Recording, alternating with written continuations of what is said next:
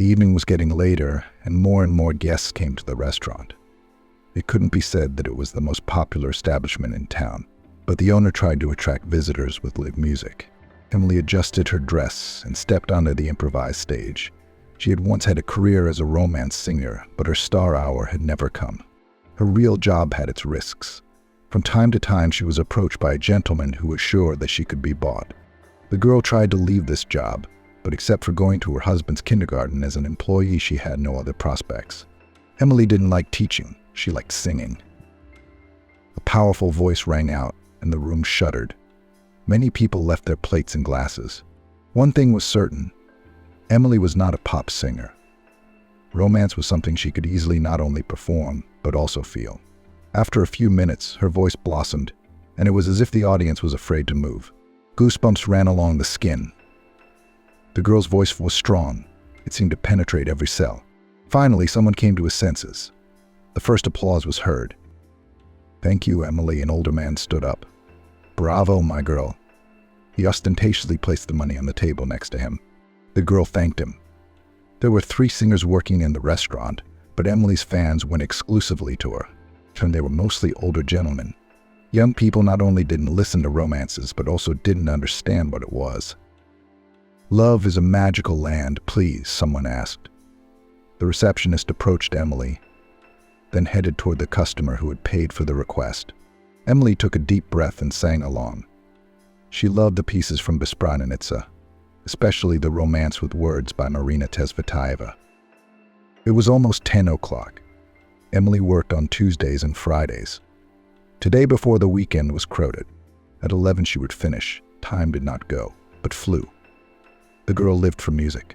The romances were not only heartfelt, but they reflected everything behind simple words, both great love and petty betrayal. The last piece was performed, and silence reigned again. Connoisseurs were afraid to open their eyes. Too many said that she should definitely graduate from the conservatory and perform on the big stage, but she couldn't tell them that she was left all alone after her grandmother's death. Her parents died when they fled. During those turbulent years, Grace's grandmother clutched her granddaughter to her chest, the only thing she had left. Refugees were not loved, and though late service was paid to compensating them, it dragged on for years. Only because Emily became an orphan, they were allocated an apartment and then allowed to privatize it. The girl could not talk about it. Her creativity was the only thing that gave an outlet to her tragedy. With great difficulty, the girl graduated from music school. Grace somehow miraculously bought a piano on credit. She worked alone. At first they paid a little money for the municipal apartment, although they had to live for free. But often reality does not coincide with expectations, and Emily's grandmother stopped fighting it. After privatization, it became much easier, and Emily herself also grew up. She didn't study very hard at school, but she had amazing results in solfeggio. And now that Emily is 24, she's finally starting to earn a good living. She and her grandmother had been through a lot, from working as a factory cleaner to tending graves and working in the fields. There was no use in applying for government jobs. The small town offered pennies, although Emily from the music school often went on tour, invited her to serious projects for free. 2 years ago, Grace died, and the girl went on a free voyage. Emily was completely desperate. She at the time worked in a factory and on weekends gave music lessons. And then, quite by chance, she came across an advertisement. Previously, the girl would never risk singing in restaurants. It always seemed to her that if you sing, it means that you provide other services. But still, she took the risk. At first, the owner didn't want to take her on. Emily's genre seemed old-fashioned to him, but he decided to take a chance. After a while, he realized that he only won. Many wealthy people of the city were going to the restaurant just to listen to Emily. "Thank you." A stranger approached the girl and held out a huge basket of flowers. "You're gorgeous." Rarely did the youth thank Emily. The stranger looked to be about 35 years old. He was dressed very decently. The girl blushed. She was used to receiving compliments from older gentlemen by now. There were probably only a few occasions in the 2 years she'd worked at the restaurant for her talent to be appreciated by a young man. "Jake," the stranger introduced himself. "This is my first time in your restaurant, and I'm amazed." I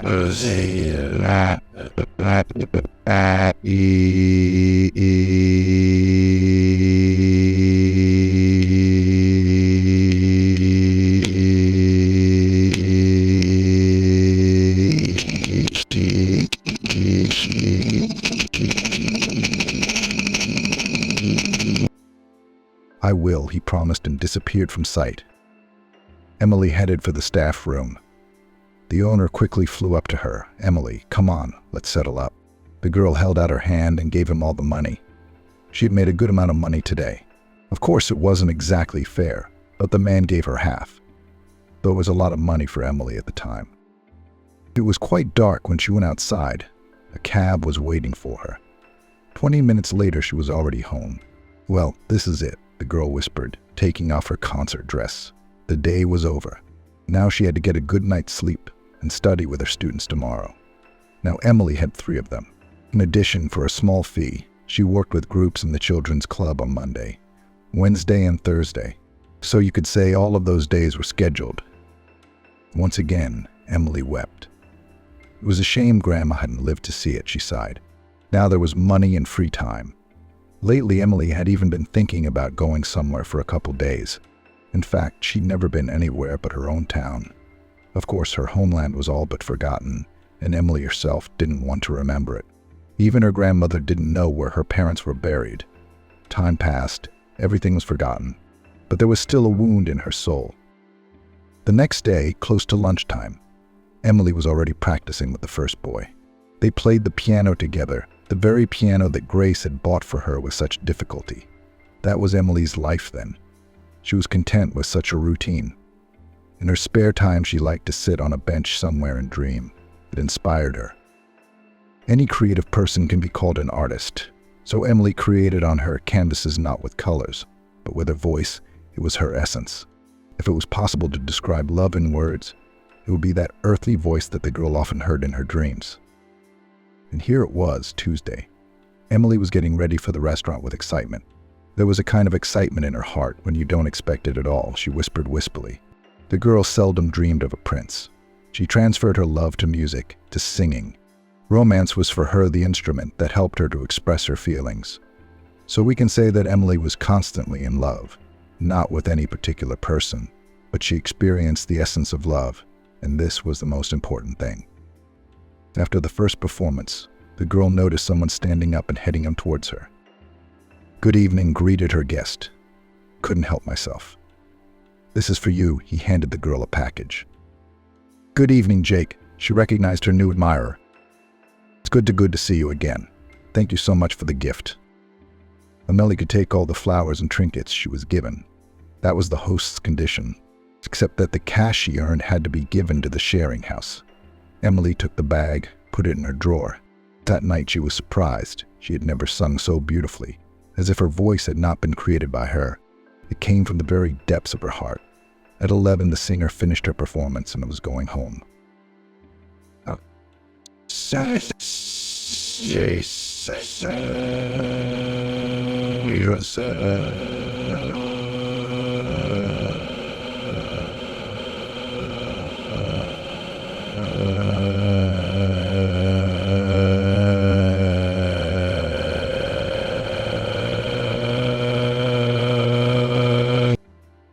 "Let me give you a ride today."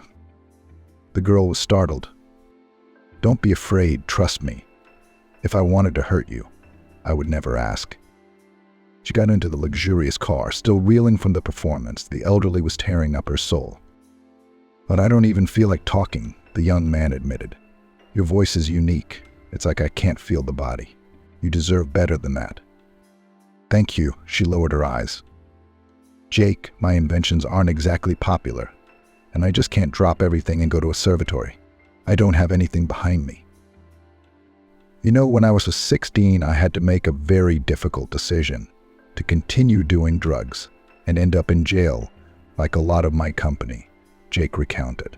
"I don't know how, but one seemingly simple event just got me out of that hell. I happened to watch a documentary about the Wright brothers.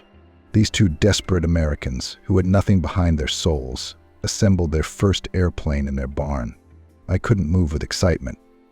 It hit me so hard that my whole life was turned upside down in an instant. I had spent so much energy trying to kill myself, and it turned out life was so much more interesting.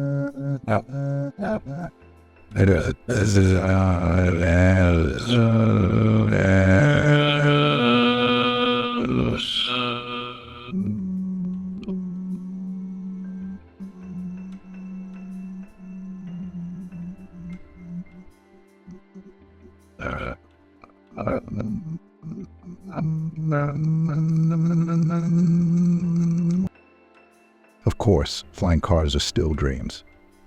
We don't have that kind of knowledge, but battery-powered mini cars for off-roading is what became my direction. And now I have an inventor's office. We produce only electric vehicles. We're even looking at agricultural vehicles. I'm here for a week on business. There's a farm that wants to sign a contract with us. And since the owner is from New York, I'll be here with my boys until Sunday. I thank God I was recommended your restaurant. Emily was amazed. How often we think life is going in one direction and then, bam, something completely unexpected happens.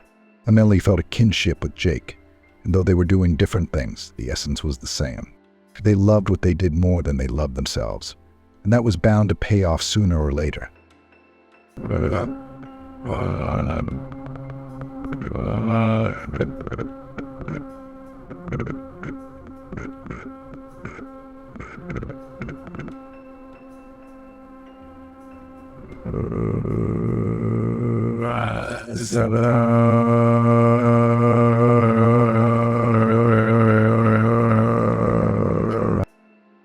I'll definitely be there on Friday, but we won't be able to talk until night.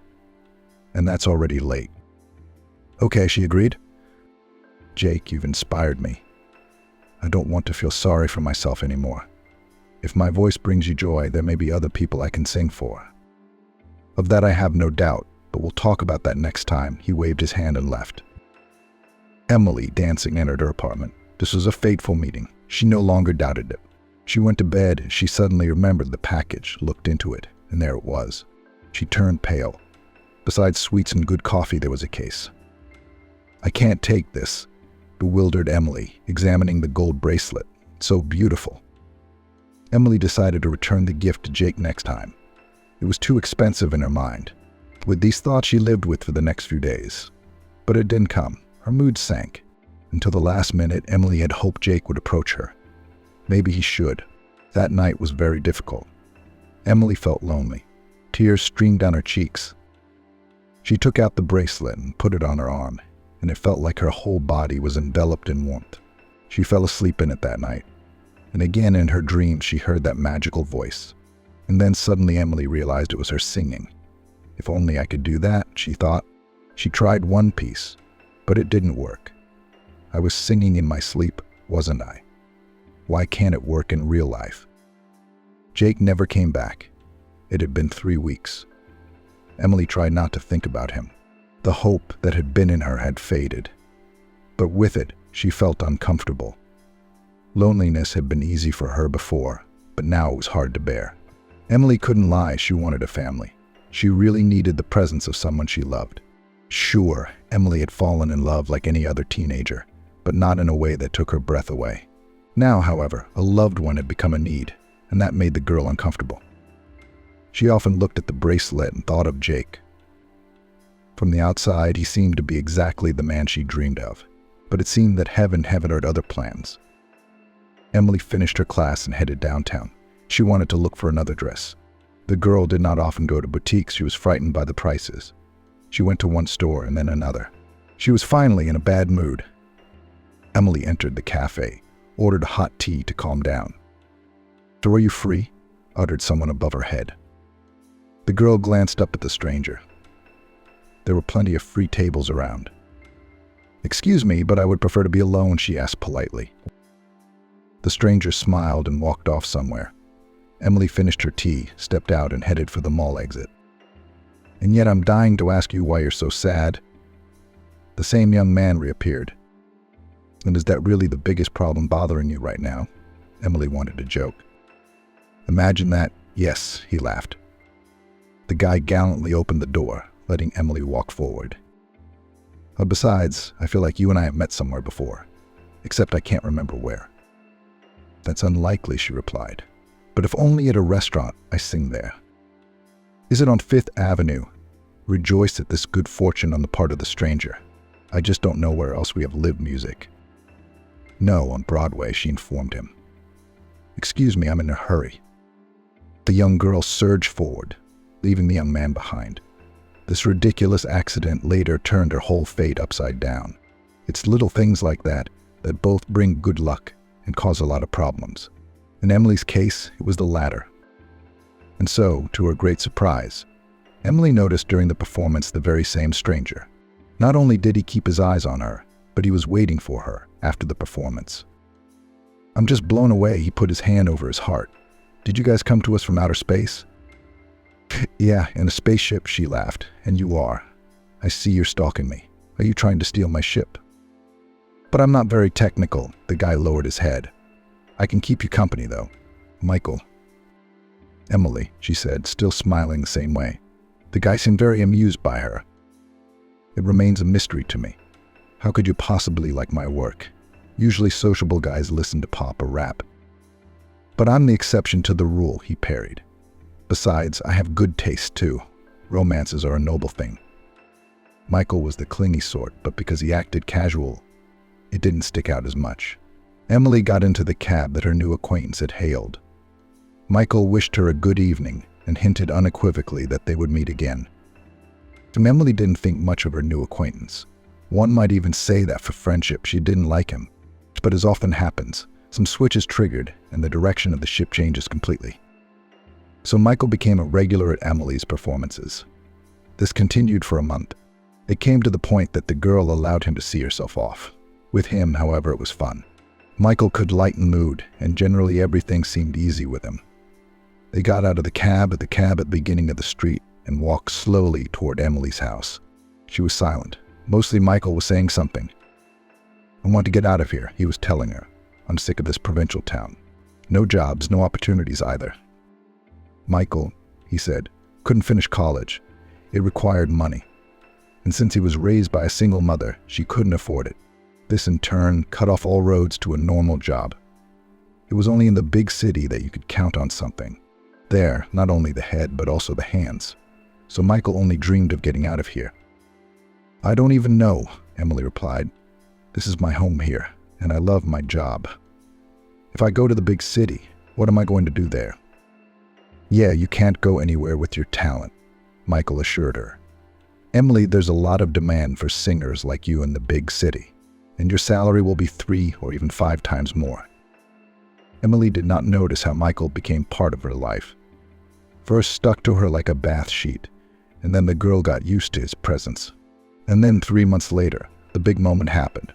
Michael was walking Emily home as always. "I love you." He stepped closer to her and kissed Emily. "I want us to be together." That night, Emily took off her bracelet, putting it away in a box. She had made her decision. She had to move on with her life somehow. Another month later, Michael and Emily registered. To the girl, everything seemed to be going well, except for the guy's mother, who from the first time she did not like. But as they say, you can't choose your parents. Michael lived with her, so Emily had to put up with it. But after the wedding, some miracles began to happen. Amanda began to interfere in their lives. Michael moved in with his wife, and it seemed only now a happy life awaited her. But no. Emily, I think we need to get out of here, her mother-in-law declared. I have a good acquaintance. So her colleague has a house for sale. It's a big city, well-developed infrastructure. Not like us. Emily's heart sank. But the mother was immediately supported by her son. His wife had long known of his intentions.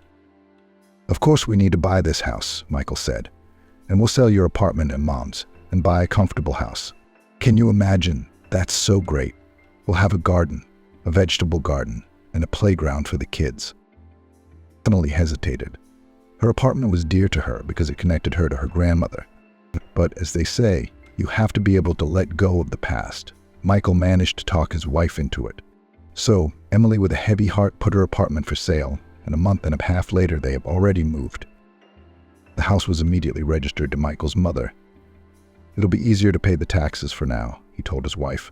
Then we'll split the house into 3 equal shares. Amanda immediately thought she was the boss and made her own rules.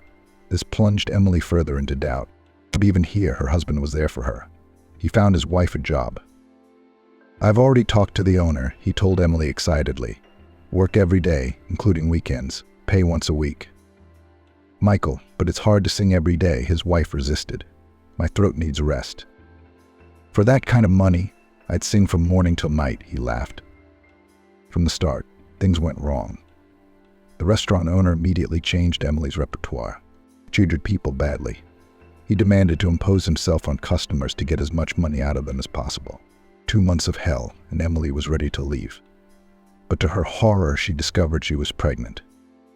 Amanda insisted, you'll work until 7 months, then you'll leave. You don't carry heavy things. Michael worked too, but somehow everything seemed like a play. Emily often felt like they were just playing their parts. Grace in general started yelling that this was just her house, and that if they didn't like something, they could fail. I'm sorry, but half of it belongs to me. Her sister-in-law once tried to reason with her. I put all the money from my apartment into it. And you can prove it? The mother-in-law suddenly declared. I'm the one who bought this house with my own money. Michael, what does all this mean? She tried to find support from her husband. Your mother stole from me. I'm going to sue her. Oh, really? He laughed. Never mind what she says. The half is yours by law. What unpleasant forebodings began to visit Emily. Not only was she tired, but the pregnancy wasn't easy. It couldn't be said that Michael and his mother had planned something in advance.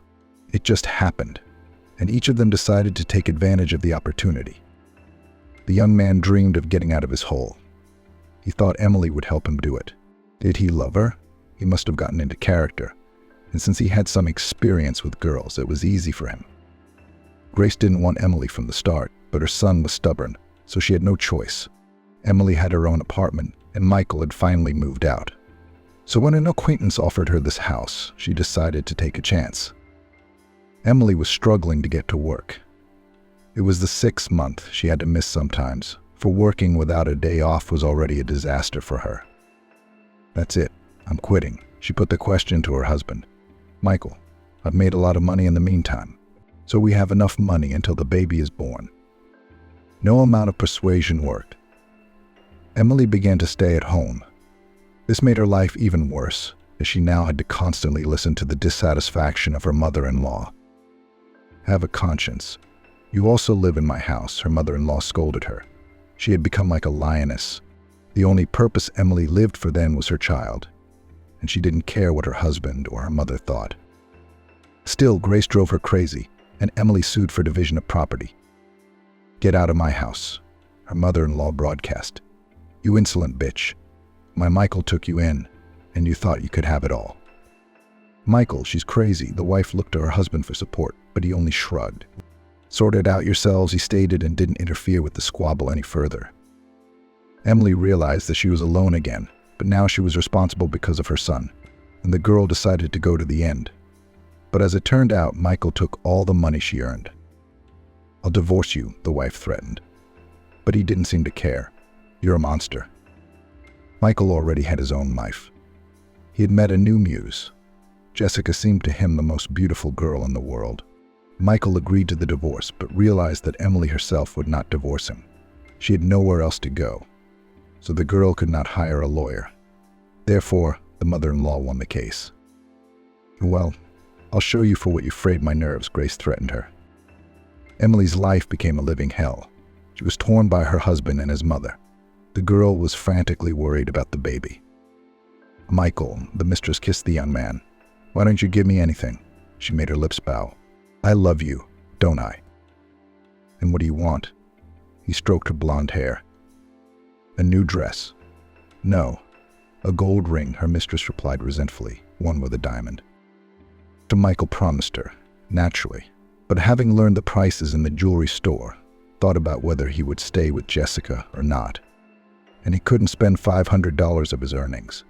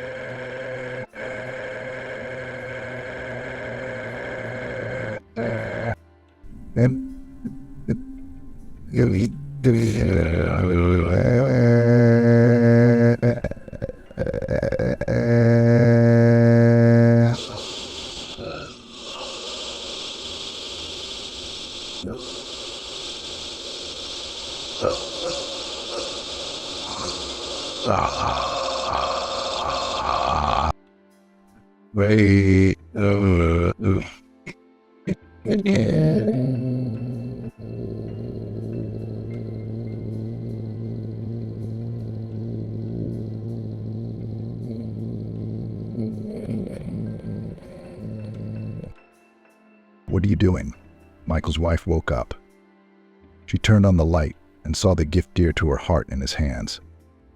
"It's mine now," her husband grinned. "I want to take it back," and put the bracelet in his bag. "You give it back," she pounced on him. "Are you out of your mind? It was given to me as a gift." "Listen to me." Michael grabbed her arm. "I'm sick of you already. Either I throw you out on the street now, or you listen to me. I found your baby." Emily sobbed. "You have no feelings at all." "Is it mine?" Her husband laughed. "Does it matter who you were there with at your restaurant? I gave you a chance for a better life, and you didn't take it." Everything blurred before the girl's eyes. Never had she thought it was possible to twist things like that, to look into her eyes and even with obvious facts deny everything. Was it a lack of conscience or some kind of certainty that he could do anything? Emily was sure that whatever you called it, either way it wasn't normal. "The day will come and you will reap what you sow," was all she replied. "Life is a mirror, and you and your mother will be reflected by what you've done to me." "Fuck you," Michael was no longer embarrassed. "You should be thanking me for not kicking you out on the street. You can't hurt other people and be sure you can get away with it. That's insanity. It can be in an individual variant, or it can encompass an entire group." It seemed that both Michael's mother and his mistress were of the same mind. "Oh, it's beautiful." Jessica examined the bracelet. "Michael, how I love you." The girl glowed with happiness. She was not at all interested in where her lover got such an expensive piece of jewelry.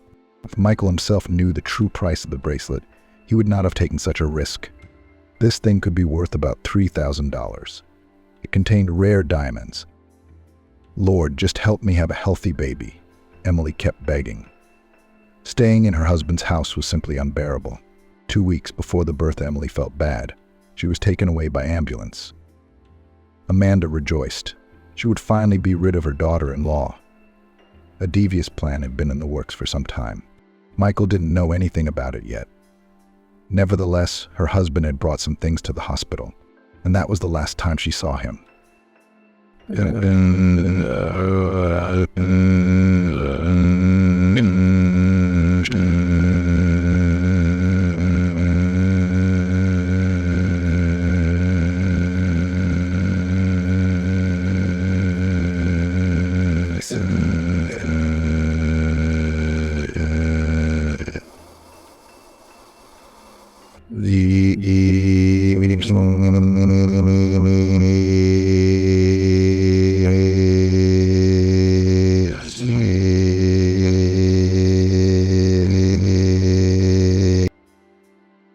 Where are you going to take her?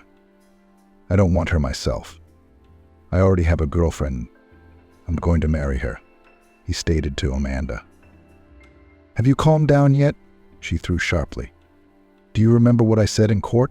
That the aunt gave all the money from the sale of the apartment to someone and told us she was being blackmailed. I've got a friend here, she squinted her eyes, so she's going to help us. With what? Michael didn't understand. Mom, what are you up to? He looked at her with interest. Well, here's an idea. Since you can't divorce her now, there's only one way out. You have to prove that the baby isn't yours, Amanda smiled contentedly. And why can't I divorce her? Michael scratched his head. He thought his problem was already solved. Oh, because she has a small child. Dummy. Slapped his mother on the head. Laws are to be known. But if you present a DNA test in court that proves the baby isn't yours, then the law will be on your side. And how are you going to do that? Michael's brain wasn't as sophisticated in guile as his mother's. The nurse will slip another baby in for the test. But what wasn't clear about that? Amanda? Well, I agree, Michael laughed. He wanted to get rid of Emily and her baby as quickly as possible to get the baby out of his mind. Michael began to believe that Emily had been out for a walk and it wasn't his son. That's how they decided the fate of the poor girl, who was essentially guilty of nothing, perhaps only in the fact that she had no experience in communicating with men. And she did not know that there are such scoundrels who, if caught, they will not let go until they achieve their own. Emily herself was lying in the ward with a very bad feeling. The doctors had managed to bring her back to normal, so they didn't do a C-section early. What's going to happen to us? She sobbed. There wasn't even anyone to ask for help. Emily decided to go home. Perhaps someone she knew could shelter her on the day of the birth. Michael enjoyed the company of his mistress. So, when's your divorce? Jessica couldn't contain her emotions. Michael, I can't wait for us to be together already. Me too, he kissed her. Jess, how happy am I? In a month, we'll apply for the registry office. Where will we go on our honeymoon? The girl's inquiries were too much. How about Mount Miami, he suggested. In Michael's mind, that was cool. Are you crazy? She raged. I don't want to go to that shithole. I want to go to Hawaii at the very least. Don't I deserve a proper vacation? You do, he pulled her to him. You'll have Hawaii. I'd go to the ends of the earth with you. In fact, if it weren't for Michael's tongue, he'd have a hard time picking up girls. He didn't have a car or any accomplishments in his life. But he was able to come up with such an idea that everyone thought that such a guy cannot lose. Michael could make a lot of promises, but he knew he'd never fulfill his promises. Michael, what are you going to get me before we get married? Jessica pestered the boy again. Your bracelet is awesome, of course, but it's not enough. Well, what do you want? He replied tiredly. He was starting to get sick of this girl. She seemed to have no breaks at all. Well, she hesitated. I want a $5,000 crocodile skin purse. Michael almost choked. He looked at his mistress with round eyes.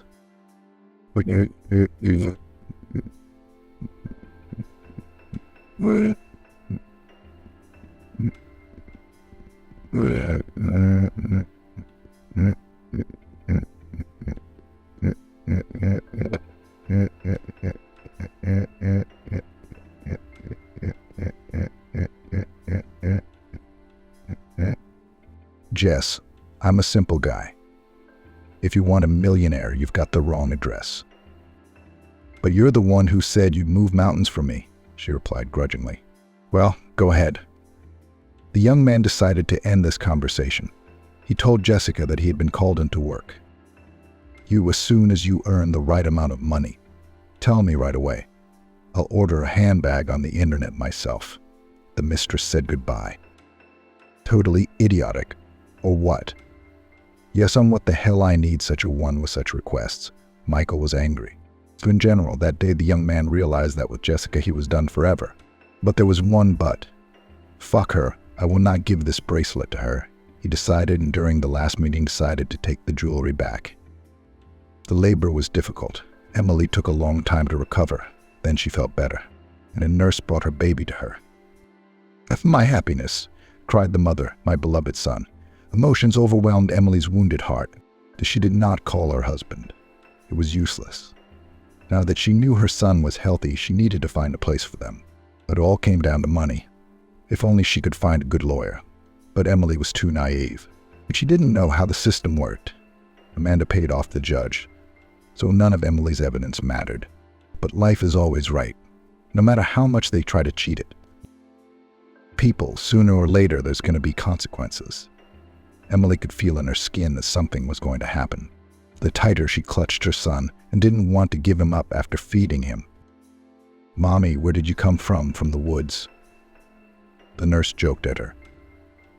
"This is a maternity hospital. Babies don't go missing here." But Emily couldn't explain to her that her heart couldn't lie. There was such a strong bond between her and the boy now, and the mother sensed ahead of time what might happen to her child. 2 days passed. Her fears only intensified. Emily called Michael. To her dismay, he didn't answer.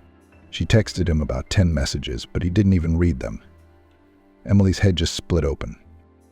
"Michael, get to the maternity ward quickly," her mother ordered. "Yes, they'll be taking tests." Amanda had already been sitting with the nurse for 20 minutes. She had already given her the money before work this morning. "You don't worry." The woman winked at her. "Everything will be fine." The women talked in rebuses. Little did they know that they might have been filmed by some cameras. The lab tech arrived, and the nurse brought him the right baby. Then they took material from Michael as well. "Yes, I've already talked to Peter. The mother was telling me on the way he's going to help us. Immediately after we get the result, there will be a trial. You'll be stripped of your biological father status, and after that we'll get the divorce finalized right away." Michael liked those prospects very much. And in general, he thought and decided, for now I'll just go out. Why should I marry someone and create problems for myself? Michael didn't worry about it anymore. But Amanda turned out to be an extremely vindictive person. "It's okay, you'll lose everything from me," she threatened her sister-in-law. "I will destroy you to the ground." So Emily was left in the hospital for a week, and in that time a lot happened. The court accepted the official papers, recognizing Michael as a stranger. That immediately gave him the opportunity to file for divorce. But Amanda did not rest on this, appealed to the guardianship authorities. "Yes, the child with her will be lost," she told salacious stories from the life of her daughter-in-law. "We hoped she would change, but alas, she has nothing behind her soul. I assure you, she will sell her child to someone. Better take him to an orphanage. It breaks my heart as a mother." The information about Emily was verified. She was indeed undergoing a divorce without the girl herself even knowing about it. "No," screamed Emily when the baby was taken away from her. "What are you doing? Give me my son." No one listened to her. Emily's testimony meant nothing. Who was the father? It was unknown. So he was left with only one option: the orphanage. Michael was on his way to meet Jessica. She was renting an apartment with her brother, but he had found a girlfriend and moved in with her.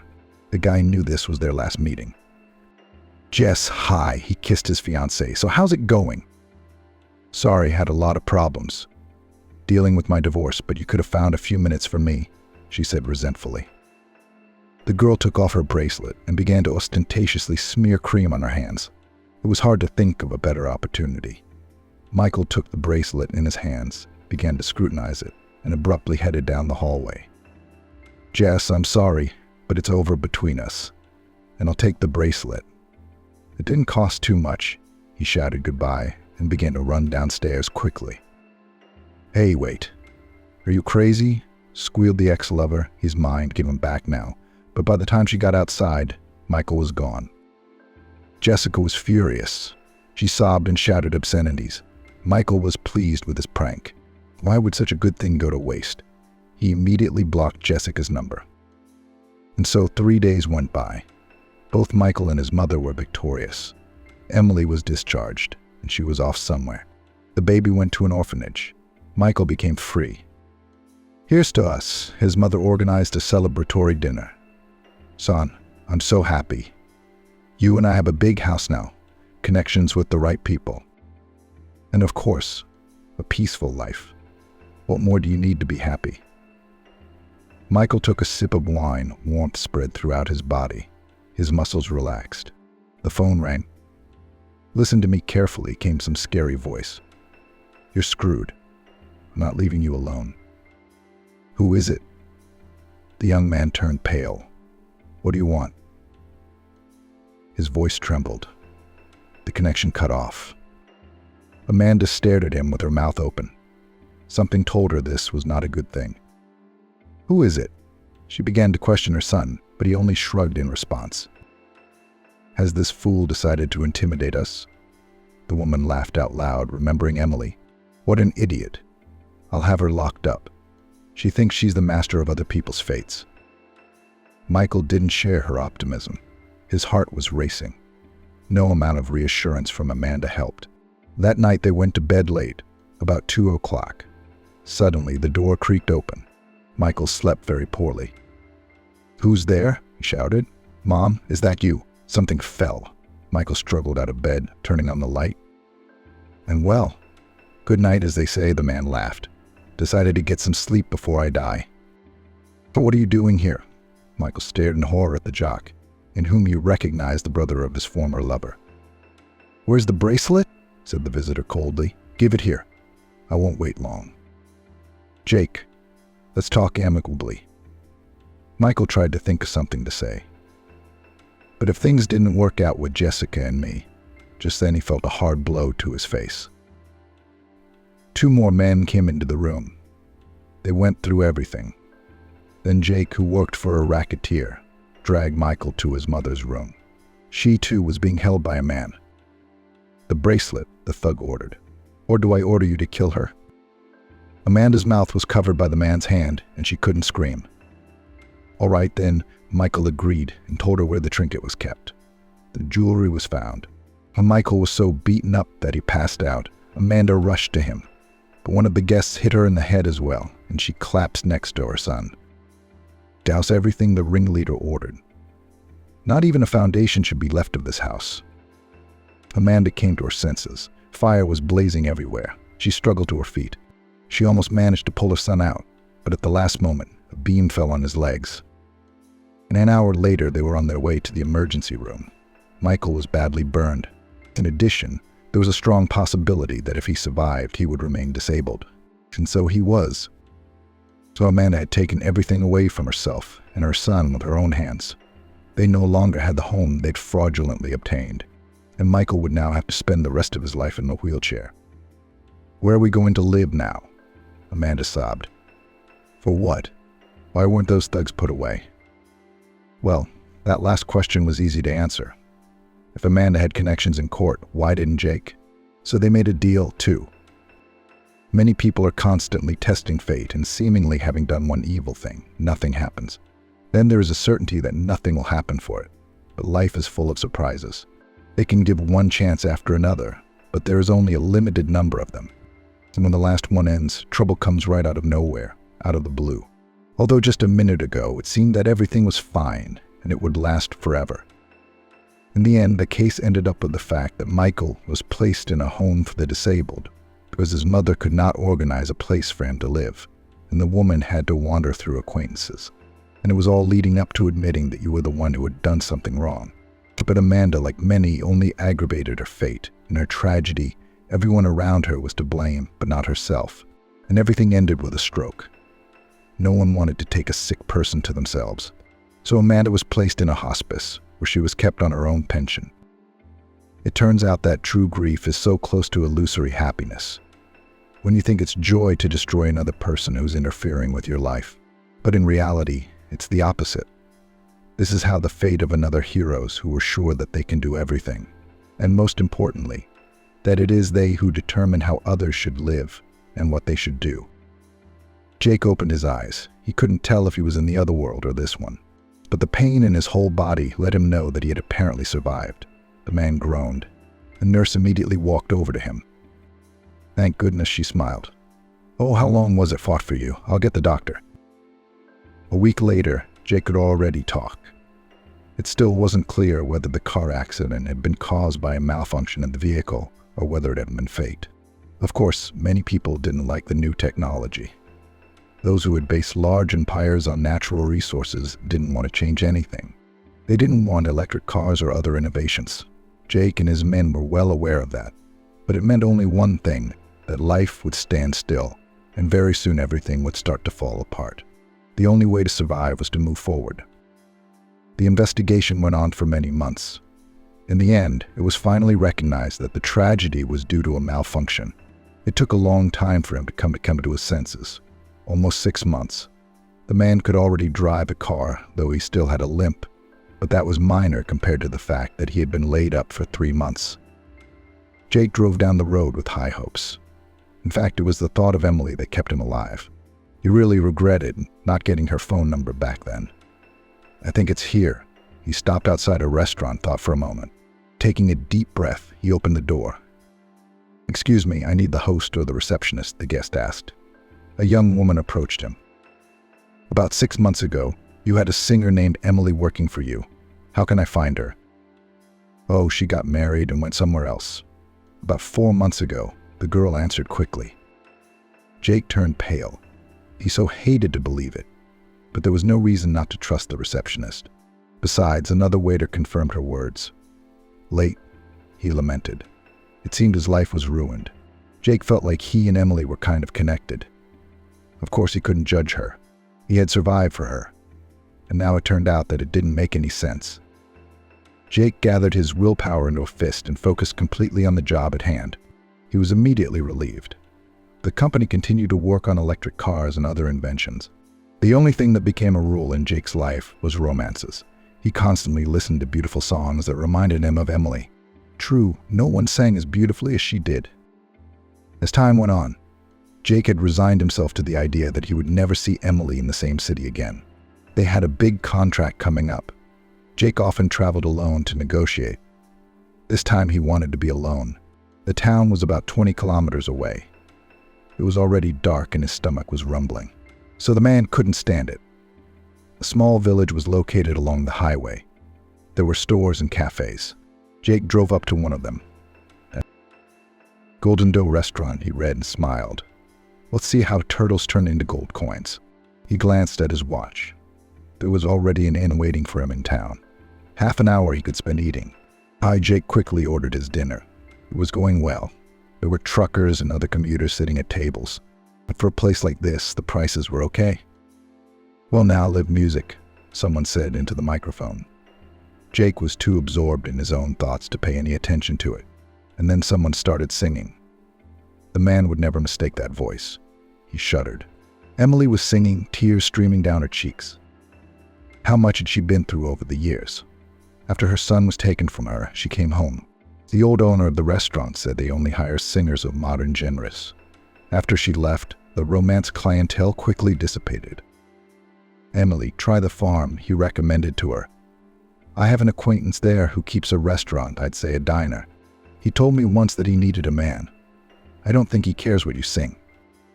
The old owner slipped her $100. He felt very sorry for the girl. But Emily didn't care. She only dreamed of one thing, to get enough money to buy a place to live and take her son. That was all she lived for, and for that, Emily was willing to go to the ends of the earth.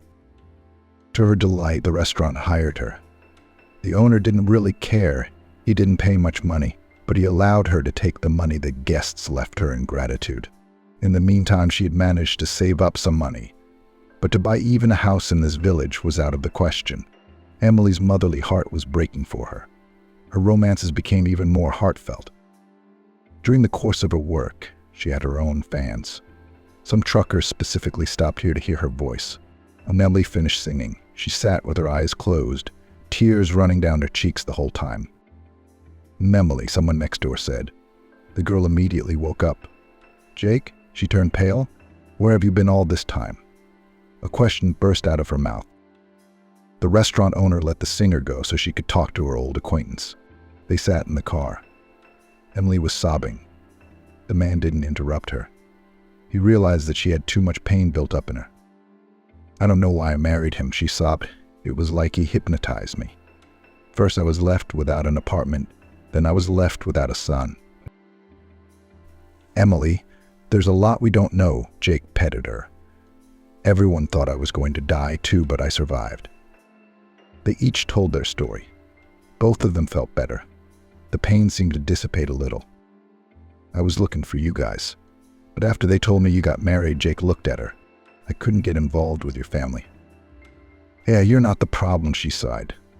I made my choice. Why? I can't understand how I could have been so blind. After all, it was so obvious. That's now, he reasoned. And back then, you looked at everything through different eyes. Please, if you can, help me get my son. She burst into tears again. I'll never be able to calm down. If no one has adopted him yet, we will, Jake promised. Now give me a little time. I have to be on my way right now. As soon as I hear anything, I'll call you right away. Anyway, I'll pick you up in a few days. It was the happiest day of Emily's life. It had given her hope. Jake left, and she continued to sing. There was joy in her voice now. The man thought about what had happened to them, whether it was a simple accident or a life lesson they had to go through. The next day, Jake finished his business. The contract they had made, he was now free. He was rushing to a completely different place. Jake was worried sick, because if Emily lost her son forever, her pain would be inconsolable. He looked up 3 orphanages on the internet. He didn't call, decided to check in person. No, we don't have a child like that, the headmistress at the first one told him. Maybe the boy has already been adopted. He decided to go all the way. Look in the archives, please. No, she shook her head negatively. I know all the children who have been taken by foster parents. We didn't have a child like that in the next 2 years. Failure awaited Jake at the second orphanage as well, and he didn't find Emily's son there. The man drove fearfully to the third institution. The headmistress turned out to be an unfriendly person. We don't have any children like that, she said at once, but somehow Jake was sure she was lying. In his time in the business, he'd learned to be a good judge of character. Okay, I'll have them check you out then, he hinted at some connections. What do you want? The woman freaked out. I'm going to call the police right now. All the better. You're withholding official information? Jake didn't give up his position. Believe me, I know the laws all too well, so I realize what you're in for. That child is in the process of being adopted, she said abruptly. He's already got new parents waiting for him. You can't give him up, Jake stated. He has a mother, and she will take the baby. As indignant as the superintendent was, she still had to put the adoption case on hold. Jake had told Emily right away, and she'd been overjoyed. Now they had to do the most important thing of all, prove that Emily was a worthy mother. Jake took the girl with him. Very quickly they found out what had happened to her ex-husband and mother-in-law. How could this have happened? She marveled at what she heard. Michael had become disabled. Their house had burned down. So we'll have to talk to him, Jake once told her. I want the board to not have an ounce of doubt about you. Emily regarded her ex-husband in shock. He was sitting in a wheelchair. It was obvious that Michael had given a lot of thought to what had happened. All right, I'll confirm that I am the father of the child, and that my mother robbed you of everything, he agreed. She certainly won't be tried. She's like a vegetable lying there. And so the case moved forward, but Emily's greatest challenge lay ahead. Emily, Jake approached her one day. I love you. You might say I fell in love with you at first sight. Marry me? Emily had always known she loved Jake. She had no doubt that he would make a good father for her son. 3 months later, after all the red tape, Artem finally returned to his mother. Jake became his official father. Michael didn't want, nor did he need, to challenge his paternity. Emily frantically ran around the house. Her husband was due to arrive soon. Today was Artem's birthday. He was turning 3, but that wasn't all. So are you ready? Jake called. They're already waiting for us at the children's cafe. Emily, go outside with your son. I'll pick you up in about 5 minutes. Jake, I love you so much, she said immediately. I think we're going to have a daughter soon. You're pregnant, her husband cried out in surprise. Baby, finally, I can't wait. Madison was waiting for her husband to come home from work, cooking dinner. But when she opened the door, she was heartbroken to see ... May 4. Madison was in the kitchen cooking dinner. She was enjoying what she called family time. "Madison, when are we having dinner?" Looking into the kitchen, asked Richard, the girl's fiancé. "A couple more minutes and everything will be ready." Madison smiled. "I can't wait," the young man muttered. He sat down at the table and watched the bride's manipulations. "If someone had helped me a little, we would have had dinner a long time ago," Madison jokingly told him. "What are you implying?" Richard was indignant. "Nothing," she stroked the young man's hair. "I was just saying that if you had helped me in the beginning, everything would have been ready long ago." "I'm not just sitting at home, by the way," Richard pouted. "I'm developing a cool program that will cost a lot of money. That's why I don't have time to do housework. And that's the kind of thing a girl should be doing." "I know," honey. Madison kissed her fiancé on the cheek. At that moment, the doorbell rang. "Who the hell is this?" Richard asked in surprise. "You know I don't have the gift of foresight," she joked. But when she met her fiancé's stern gaze, her playful mood disappeared. "I'll get it," Richard said grudgingly and left the table. It so happened that the young man was by nature an introvert, and uninvited guests were like a bone in his throat. When Richard opened the door, he was startled. Standing before him was his cousin Oswald. "Richard, hello," he said loudly, entering the flat uninvited. "Oswald?" Richard asked, confused. "Brother, why are you looking at me like that? It's like seeing a ghost." Oswald laughed. "Or are you not happy to see me?" "Of course I am, but..." Richard tried to collect his thoughts. "What are you doing here?" "I decided to move to the city," shrugged his shoulders. "I'm tired of dealing with my own affairs in the village. I want to find a job here, and then a bride." "I see." Richard scratched his head. At that moment, the landlady came out into the corridor. When she saw the guest, she smiled broadly. "Oswald, what a surprise." Madison hugged the young man. "What are you doing here?" "I decided to move to the city," answered the guest. "Oswald, you're just in time. We were just about to have dinner." The girl invited everyone to the table. The evening passed in a relaxed atmosphere. Even Richard, who was not particularly happy about his brother's arrival, got involved in the conversation. Grandpa Travis had caught up with his cow. Oswald finished his story. "Yes, as long as I can remember, Grandpa Travis always had adventures," Richard said. "On the one hand, I love the country," Madison said dreamily. "What's good about it?" Richard wondered. "There's something romantic about it," she smiled enigmatically. The groom looked at his bride with all his eyes. The young man was a city dweller to the core and never understood the romance of the countryside. Nights under the moon, dew on daisies, evening sunsets near the river. A lot, you know. Madison started listing. "Oof," Richard pointed at his fiancée. "And meanwhile, Madison is right," supported Oswald girl. "You can't find that in the city." "All right, brother, it's late," Richard said gruffly. "Where are you staying?" "I'm nowhere." The guest was confused. "What do you mean?"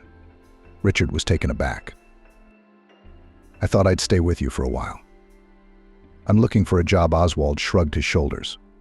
"So to speak, on a kinship basis. Brother, in your village you can come to visit and stay overnight for a few days," Richard grinned. "But in the city you have to give advance notice of your arrival."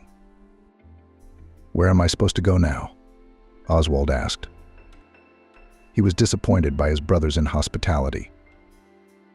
"Richard, it's late tonight and Oswald can stay with us," said Madison. "And tomorrow morning we will look for a suitable option for him." "I have one more question for you." Oswald looked at his brother carefully. "When can you pay me back my debt?" "What debt?" The girl was surprised. "I borrowed money from Oswald more than a year ago to develop a program," Richard explained in a disgruntled tone. "What program?" Madison squinted her eyes and stared at her fiancé. "Isn't it the super program you're still writing? Yes?" Richard nodded his head. "I see," Madison said, confused. The girl was discouraged. Richard had initially lied to her, saying that it was a program commissioned by a large company. In fact, it turns out that he borrowed the money from his brother a year ago.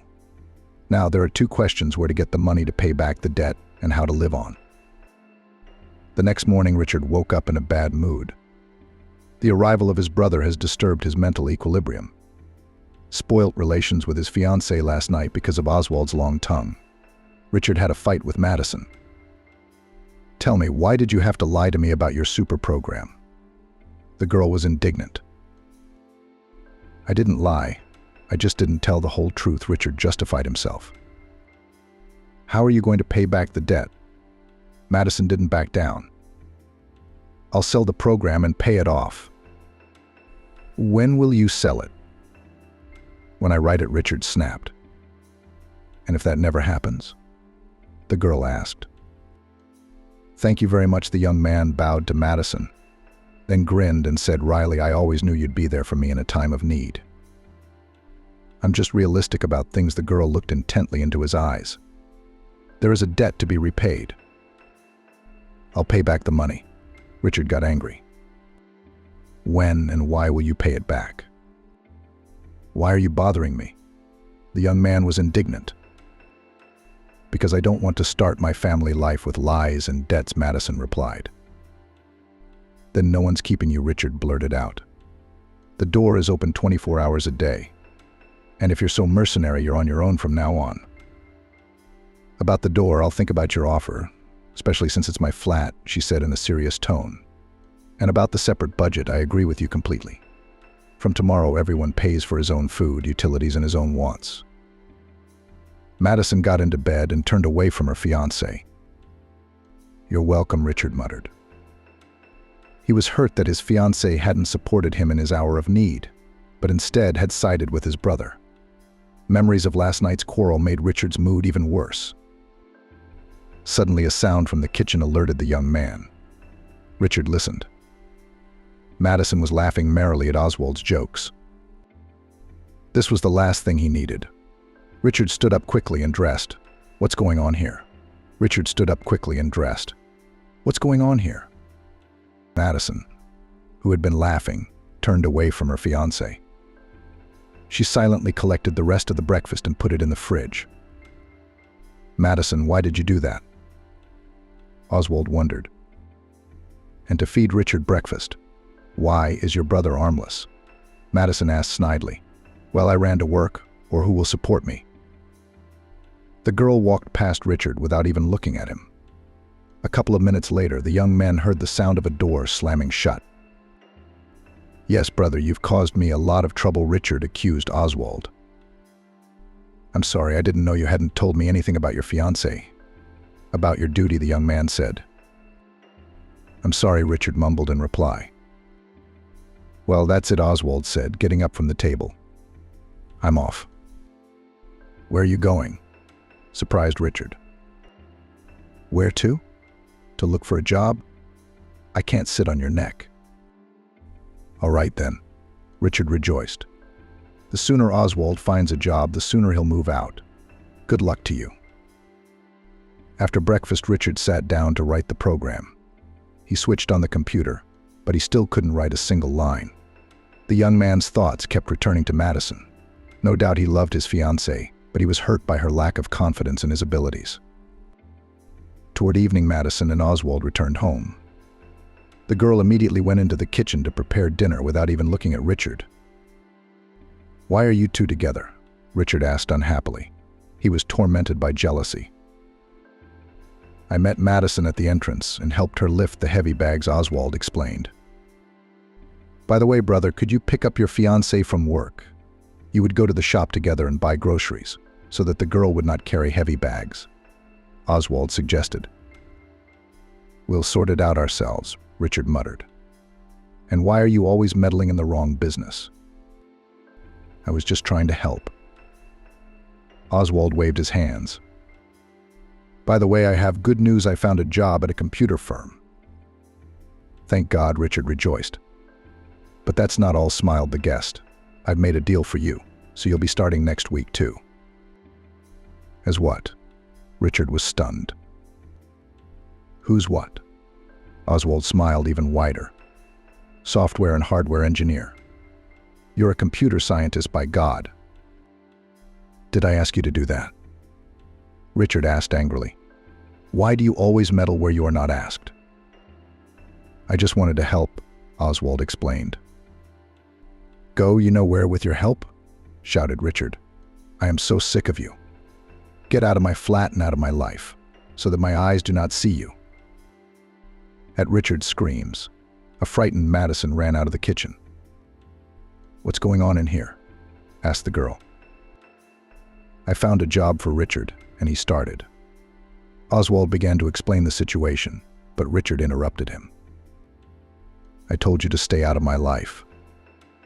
The anger inside Richard just tore him apart. Brother, you'd better calm down before you have a stroke, Oswald advised in a calm tone, which made Richard even angrier. Richard wanted to attack his brother with his fists, but he was stopped by Madison's shout. Calm down quickly. The girl clenched her fists in anger. Richard, have you lost your mind? He started at first, Richard complained, pouting his lips. You should thank your brother for taking care of you. Madison shamed her fiancé, and you're throwing your fists at him. Don't mind your own business, she said in a quiet, commanding tone. All right, now we'll all go to dinner, and afterwards we'll talk and discuss everything. I'm not going to sit at the same table with him, Richard said in a cranky tone. You can stay hungry. Madison shrugged indifferently. It's up to you. Richard had no choice but to accept his fiancée's proposal. The conversation at dinner flowed smoothly. The young men were reluctant to utter words, each thinking about his own. After dinner, all three sat down in the living room. Now, Richard, it's up to you, of course. But today we have utility bills to pay, Madison said sternly. Following your suggestion from yesterday, we'll split everything in half. The girl held out the receipts to her fiancé. Familiarize yourself with what we owe for, and how much we owe. All bills must be paid by the 25th, she said. Where will I get the money? Richard was surprised. Your problem. Madison shrugged indifferently. But all payments are due on time. Richard, I'm going to tell you something. Just don't shout, carefully began Oswald. When the young man made sure that his brother listened to him attentively, he continued. What prevents you from combining work and writing a program? Do you think it's easy? Richard was indignant. Not easy, agreed the guest. But with your brains you can do it. At least you believe in me, Richard said with a sneer and looked at his fiancée. Don't look at Madison like a wolf, Oswald advised. Understand she is a young girl, she wants a new dress and lipstick. So let her buy it. Richard shrugged his shoulders. Who forbids her? And with what money did you think? The guest looked at his brother carefully. All her salary goes to your needs. While you're pretending to be a great genius. Richard opened his mouth to object, but didn't make a sound. Damn it, Oswald was right. Madison, why did you put up with me for so long? Richard asked, dumbfounded. Long ago, you should have kicked me to speed up, so that I found a job. Because I love you, the girl replied quietly. Richard walked over to the girl and hugged her tightly. Forgive me, please, whispered the young man.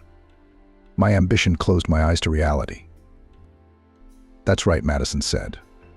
Tears sprang from her eyes. Has the armor of ambition and arrogance of a great genius cracked?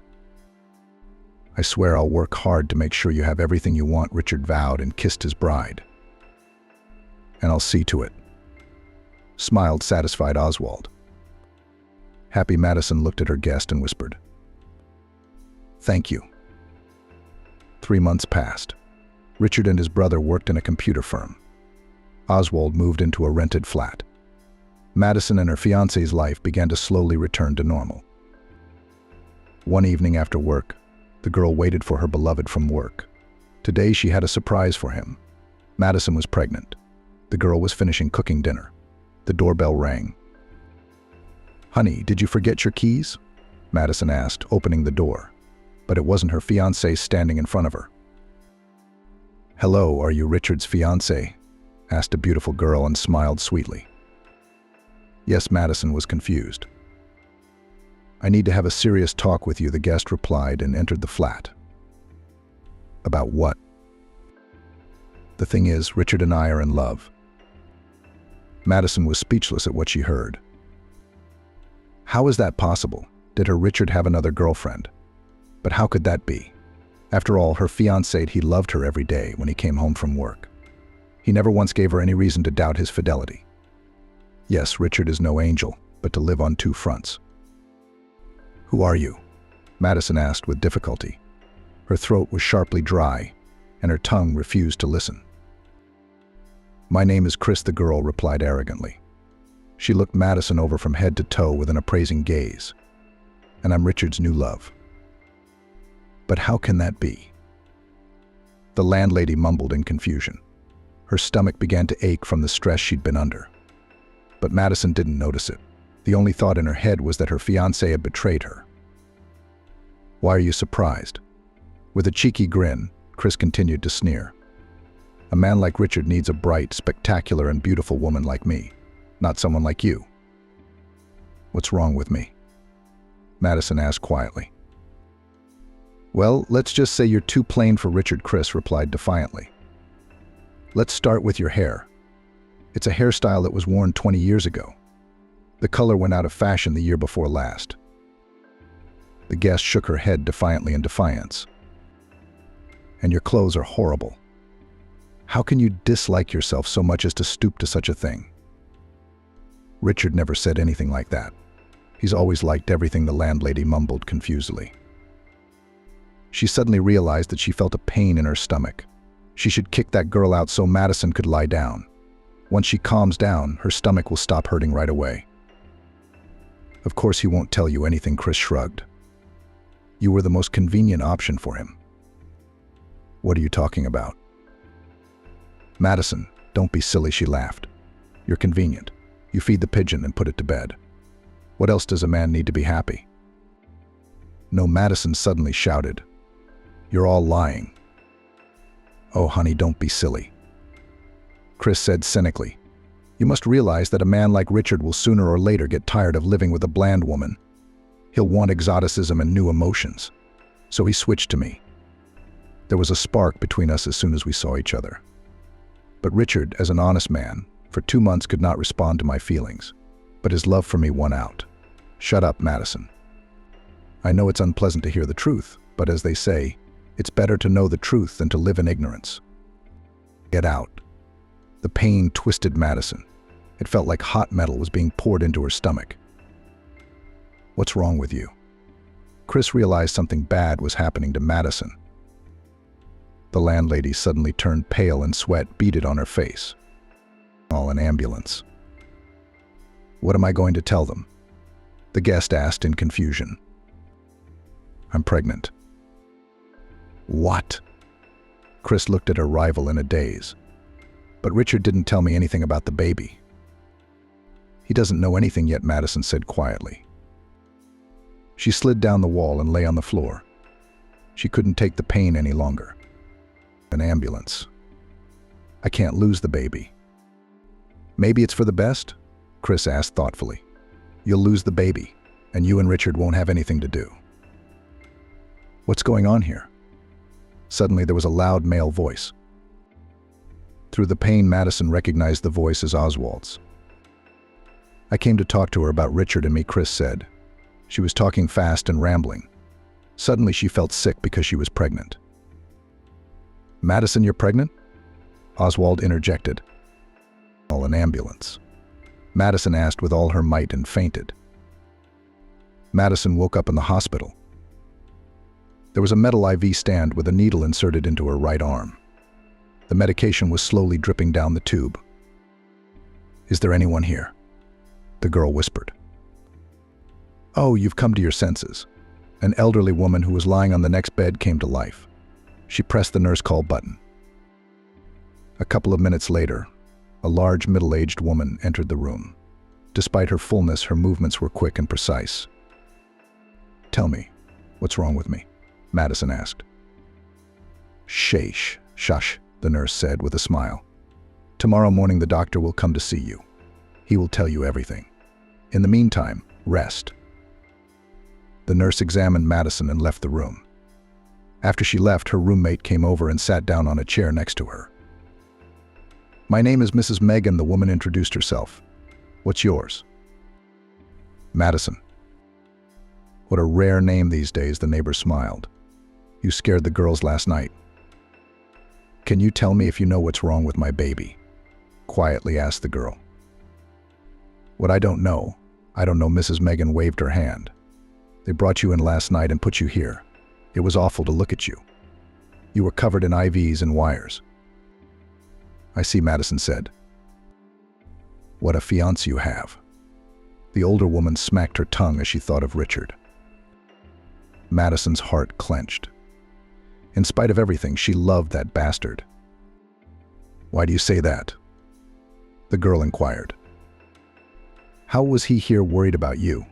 "You have no idea," Mrs. Megan shook her head. "I was just seeing my son off when they brought you in by ambulance. Your husband wouldn't leave your side until the nurse chased him away. Otherwise, he'd have gone into surgery with you." "The OR?" Madison was dizzy from what she'd just heard. So there was something wrong with her baby if she was in surgery. Maybe that's why the nurse left the bad news to the doctor. "And before I went to bed, I looked out of the window. Your fiancé was sitting on a bench, waiting for someone from the medical staff to come out and tell him what's wrong with you," the old woman continued to tell me without noticing the slim appearance of her new neighbor. "Already close to night, he left. Can you imagine? Why was Richard here all this time? Doesn't he care about me? If he has another woman?" Madison replied, confused. "Yes. And he's been here since this morning," the older woman continued. "Came to check on you." "Are they allowed in here?" "No, but he talked the nurse into it," Mrs. Megan said in a confidential tone. "So she let him in for 5 minutes. When he saw you, he fell to his knees in front of you. 'Forgive me,' says Madison. 'Madison, you fool. If I'd known you were having a baby, I never would have done this.'" He said that. The girl was surprised. "Word for word. Here's a cross for you." The old woman crossed herself. "Yes, I believe you, Mrs. Megan," Madison smiled. "What's next?" "He kneels down in front of you, kisses your hand, and cries and cries. And how can he not cry when he's guilty before you?" Mrs. Megan wondered. "Oswald may love you, but what has he done wrong if it's his fault you lost the baby?" "What did you say?" Madison was stunned.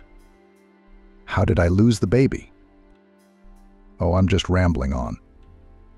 I'm going for a walk." The older woman quickly got up from her chair and left the room. "Mrs. Megan, wait," shouted the girl. But the neighbor didn't even stop.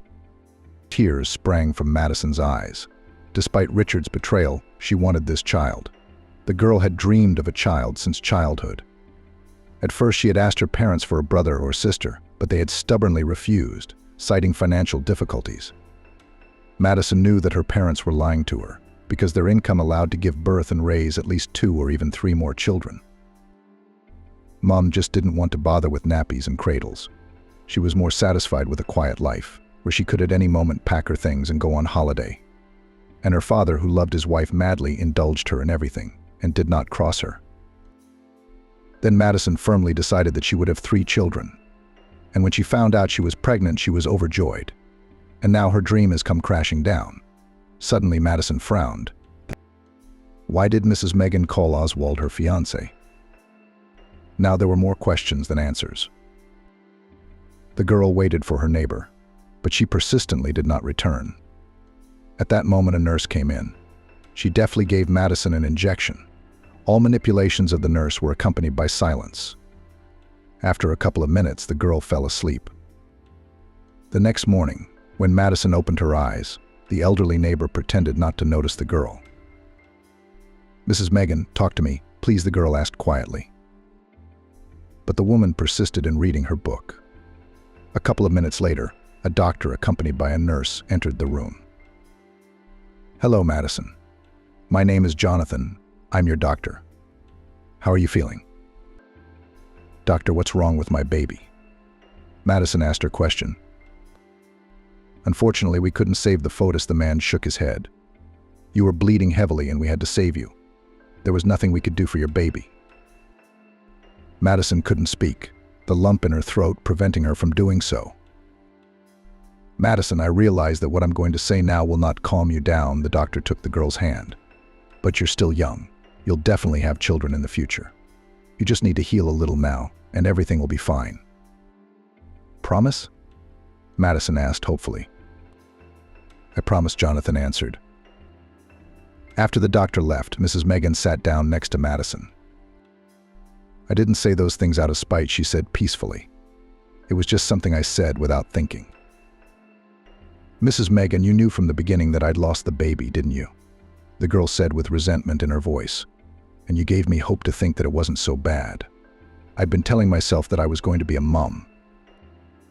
"Forgive me, old fool," tears appeared in the woman's eyes. "I wanted to support you, but it didn't work out. You know, I know firsthand what it's like to lose a child." "You do?" Madison asked interestedly. "Yes, after graduating from the Teacher Training Institute, I was sent to a town near Kansas. I felt the happiest because I was on my own. I was finally out of my mother's control. I came to the town, got a job at the school. It was a lot of work, but it didn't scare me. On the contrary, my enthusiasm was bursting. I spent all day at school, organizing the leisure time of the pupils in addition to lessons." Mrs. Megan stopped talking and turned away from the window. Madison was afraid to move so as not to disturb her neighbor's nostalgia. There was a steel mill next to the school. I once had to accompany my students on a field trip to the plant. We were met at the entrance hall by Charles, the honorary metallurgist, who knew the history of the plant like the back of his hand. He led us through the main shop where steel was cooked. The boys were shown the smelting process. You can't imagine the eyes my children looked at it with. Then we were introduced to the best brigade of the plant and its master, Alex.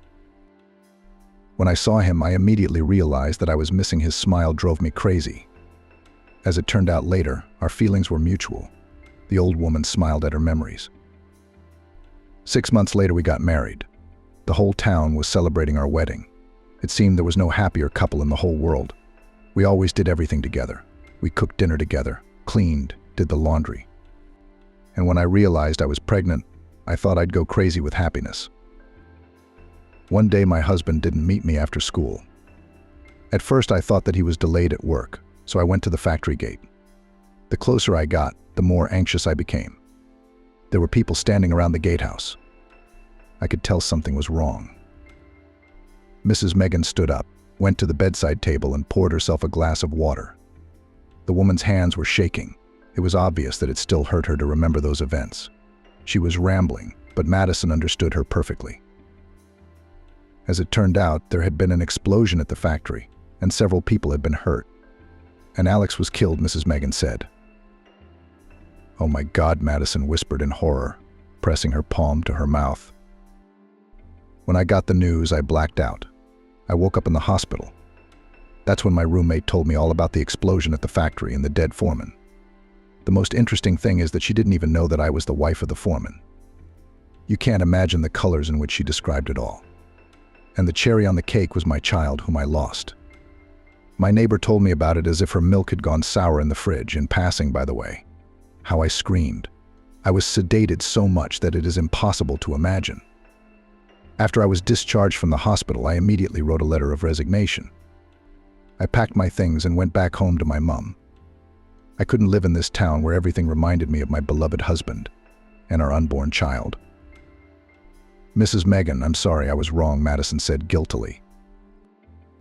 "I'm the one who should be apologizing to you," the neighbor said with a pleading tone in her voice. "I acted like that tactless old woman." "I'm so ashamed," Madison whispered. "It wasn't your fault at all. You just wanted what was best for me, so that I wouldn't have to go through the pain that you did." At that moment, a nurse came into the room.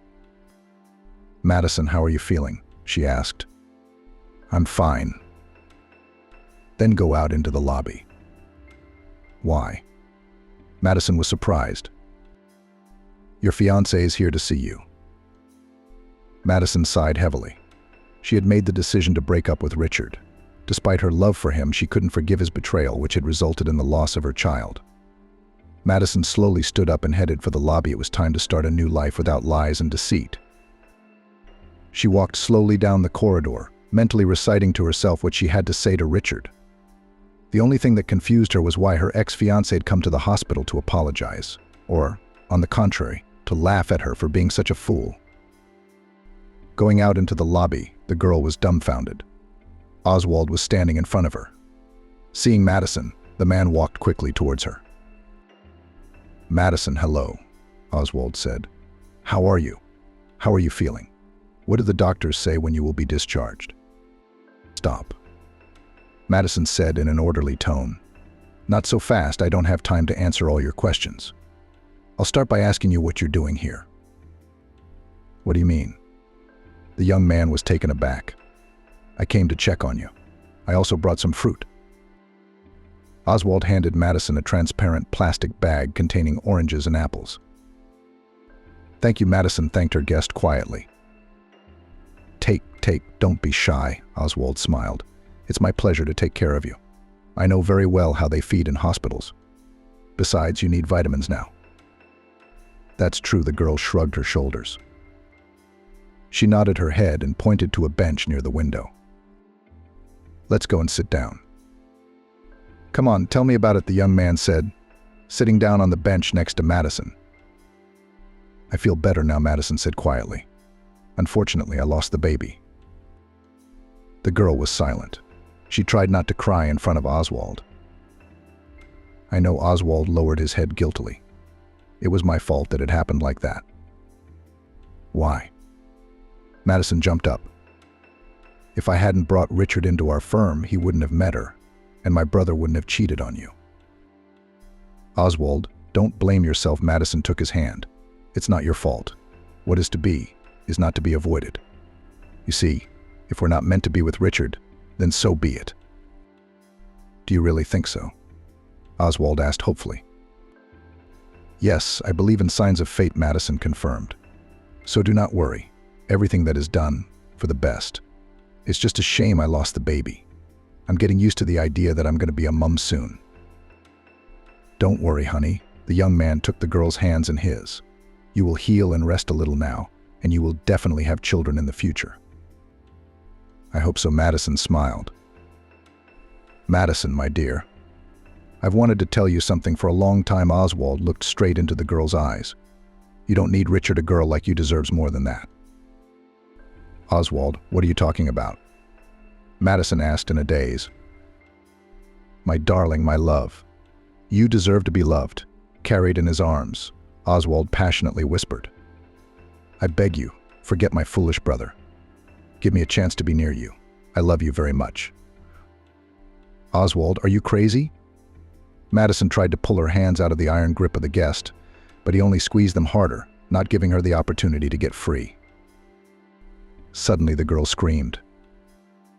"You're hurting me." "Darling, I'm sorry, please." The young man, without letting go of her hands, began to kiss them. "Oswald, let me go." But he, as if possessed by an invisible force, did not hear the girl's screams and continued to kiss her hands. Madison began to resist. She hid a bag of fruit that was lying nearby on a bench, causing apples and oranges to scatter on the lobby floor. "What's going on here?" Suddenly, a loud male voice was heard next to them, which sounded like a thunderclap in the silence. Oswald blushed in surprise and let go of Madison with a sudden movement. He looked at the tall, formidable man who had appeared as if out of thin air, eyes wide open. "I came to check on Madison," Oswald said, stammering. "I can see that Jonathan's eyes flashed with lightning. I can also see that the patient doesn't like it. So, young man, your appointment hours are over for today," Jonathan said in a tone that did not tolerate any objections. "But..." Oswald tried to say something to the doctor, but he didn't let him. "Should I call security?" Jonathan asked icily. "I'm leaving," Madison said through gritted teeth. He walked towards the exit, turned round at the door, and said goodbye to the girl. "I'll come and see you tomorrow." "Don't," Madison shouted, but Oswald didn't even turn round. "Yes, Madison, what a fiancé you have. Madison's doctor shook his head in disapproval. Madison looked at Jonathan carefully. Who was he to judge her choice? Oswald is not my fiancé, Madison snapped at him. But this young man thinks otherwise, Jonathan said thoughtfully. I don't care what Oswald thinks. Madison walked past the doctor, heading for the room. He's just my ex-fiancé's cousin. Madison, are you forgetting something? Jonathan shouted after her. What, she asked, turning around. This. The doctor deftly picked up an orange from the floor and threw it to Madison. The girl orientated herself and caught the fruit. I don't need it, Madison smiled and tossed the orange back to Jonathan. No, that's no good, the man said in a jokingly menacing tone. He was about to throw the orange back, but the girl quickly walked over to him and took the fruit. My parents taught me not to throw food around. And you're throwing vitamins, by the way, she scolded the doctor. Madison walked over to the bench where the bag was lying, picked it up and began to pick up the fruit. Jonathan looked at her. Why are you looking at me? She said jokingly. Come on, help me. The man bent down and started picking oranges and apples. The two of them quickly picked up everything that was lying on the floor. When the last orange was left on the floor, Madison and Jonathan reached for it at the same time and their fingers touched. The young men jerked their hands sharply away from the fruit as if they had been electrocuted. Madison looked straight into her doctor's eyes. Suddenly she wanted to disappear into the green pool of Jonathan's eyes, but she quickly averted her gaze so as not to cause more trouble. Madison took the fruit and put it in the bag. Thank you, she said in a quiet voice. You're welcome, the man replied in a husky voice. Now go back to your room. You need to rest. Jonathan turned round and went to his office. Madison stared after him for a long time. What just happened? It must be a surge of hormones after losing a child, she thought.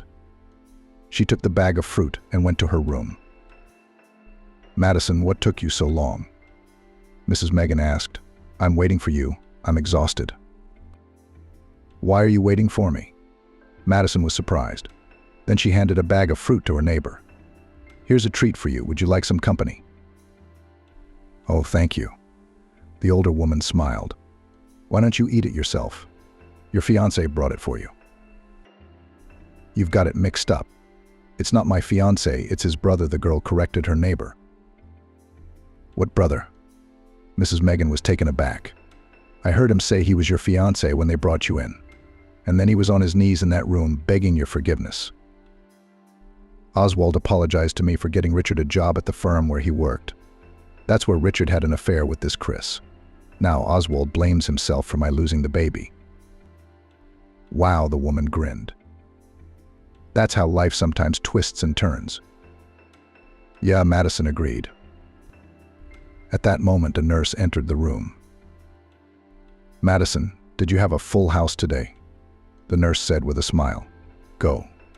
Your fiancé is here to see you again. What fiancé? Mrs. Megan asked, squinting her eyes. Why, do you have lots of them? The nurse asked. No, just one, Madison said. And it was an ex. The girl didn't know what she should do. What if it's Oswald back? The last thing Madison wanted was to see him. What if Richard had a guilty conscience and decided to visit Madison? What's the point of guessing? We'll have to go out and see. Only Madison was a little apprehensive after the ugly scene Oswald had caused today. She didn't want to see him, much less talk to him. Taking a deep breath, Madison walked into the lobby. Richard was standing near the window, looking in.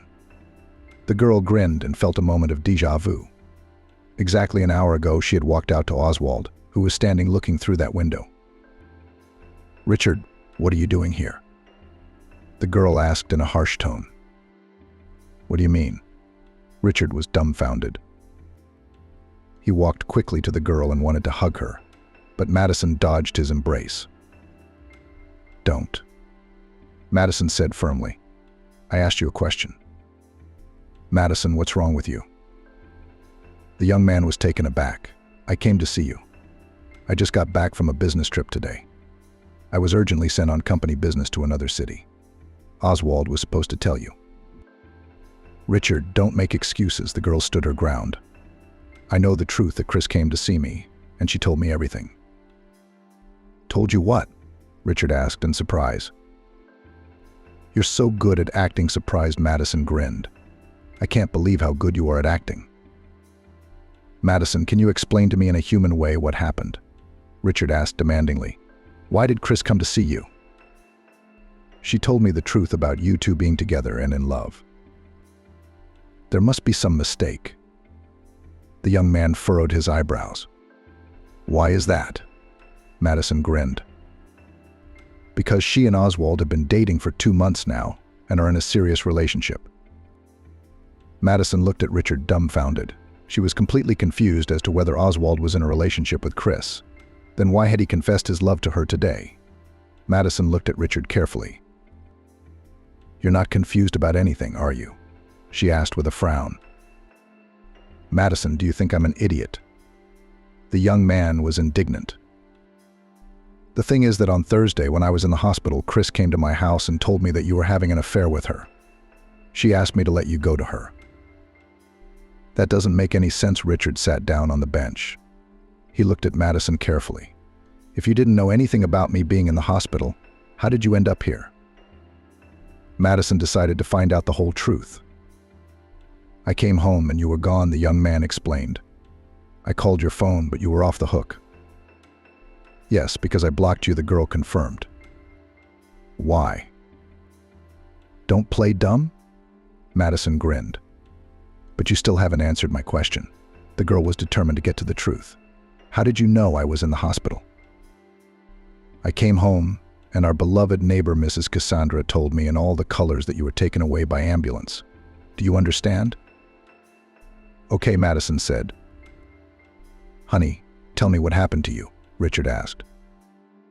Nothing. Except that my fiancé is cheating on me, she blurted out. I lost the baby. Stop. The young man tried to realize the meaning of Madison's words. What baby? Ours. But why didn't you tell me you were pregnant before?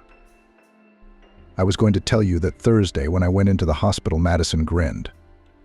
Instead, I found out about your affair. How can you not realize that I'm not having an affair with this Chris? Richard raised his voice.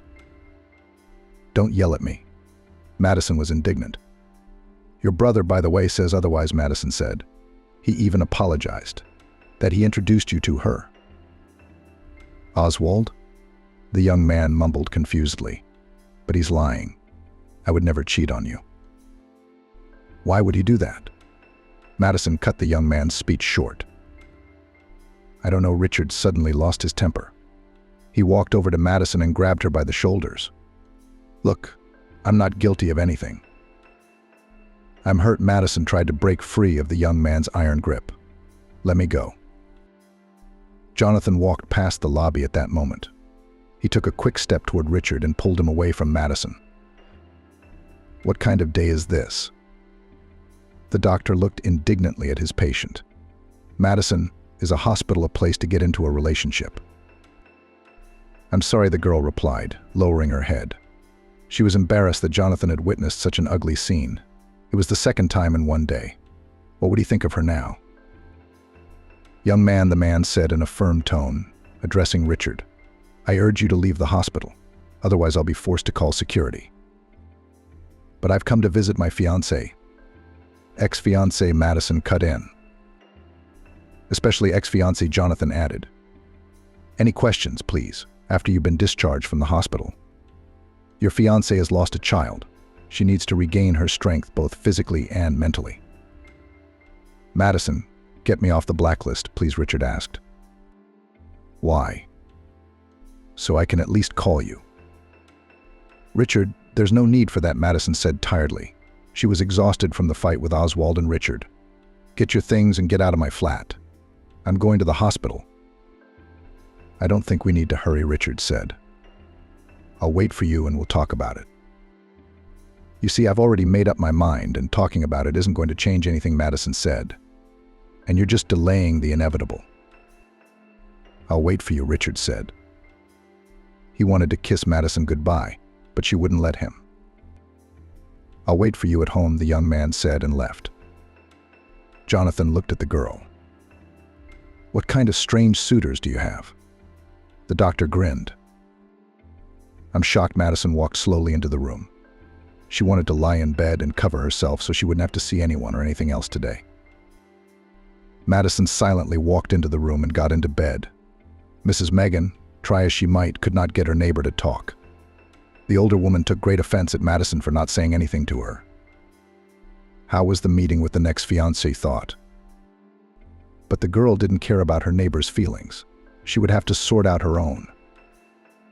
The girl could not sleep for a long time.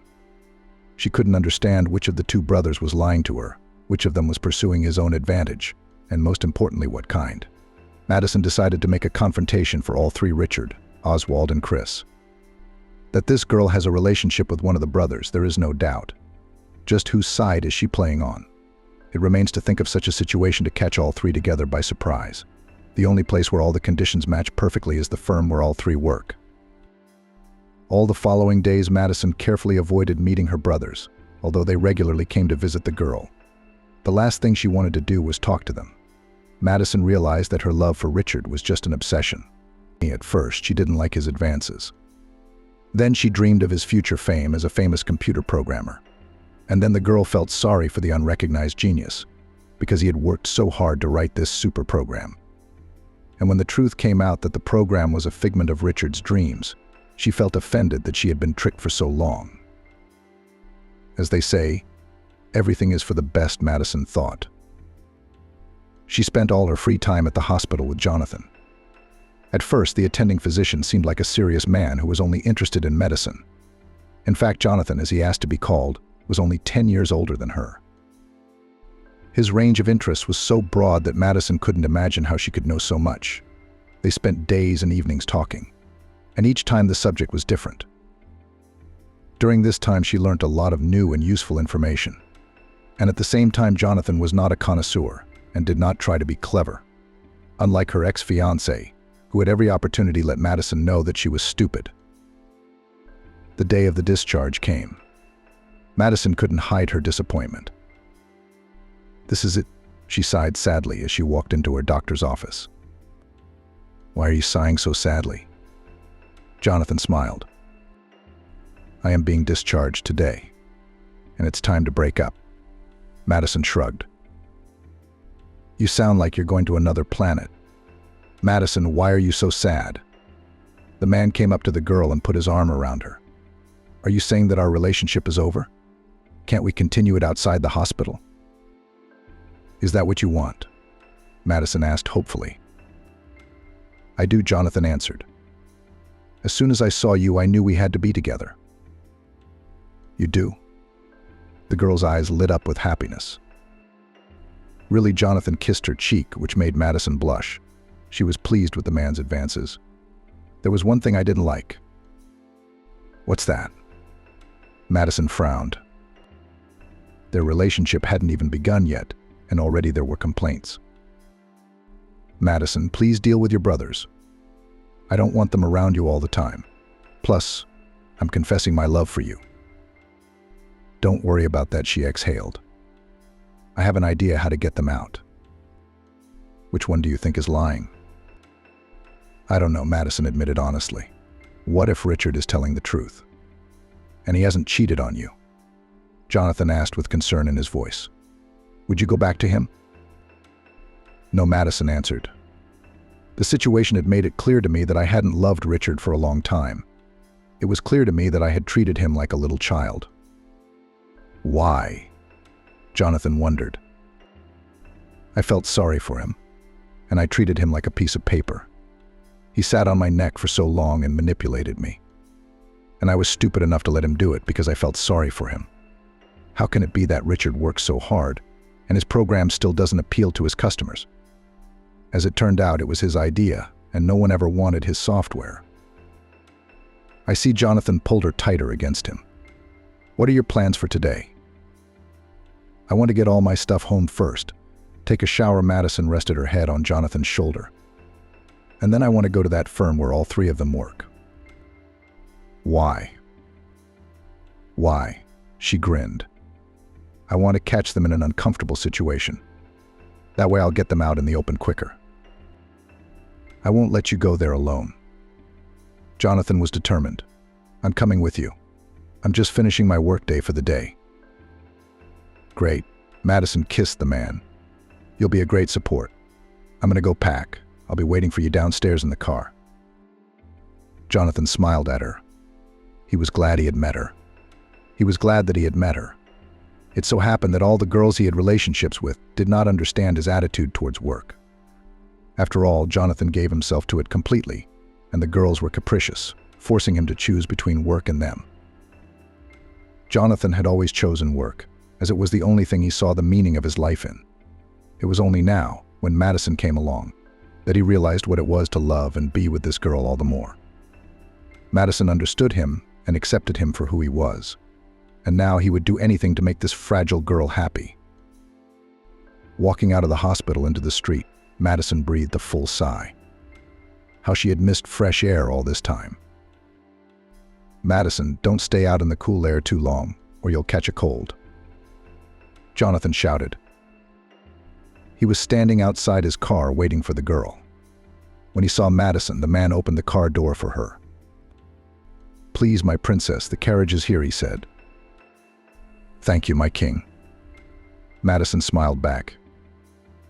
She was pleased with Jonathan's advances, unlike Richard, who never even gave her a hand when she got off the bus.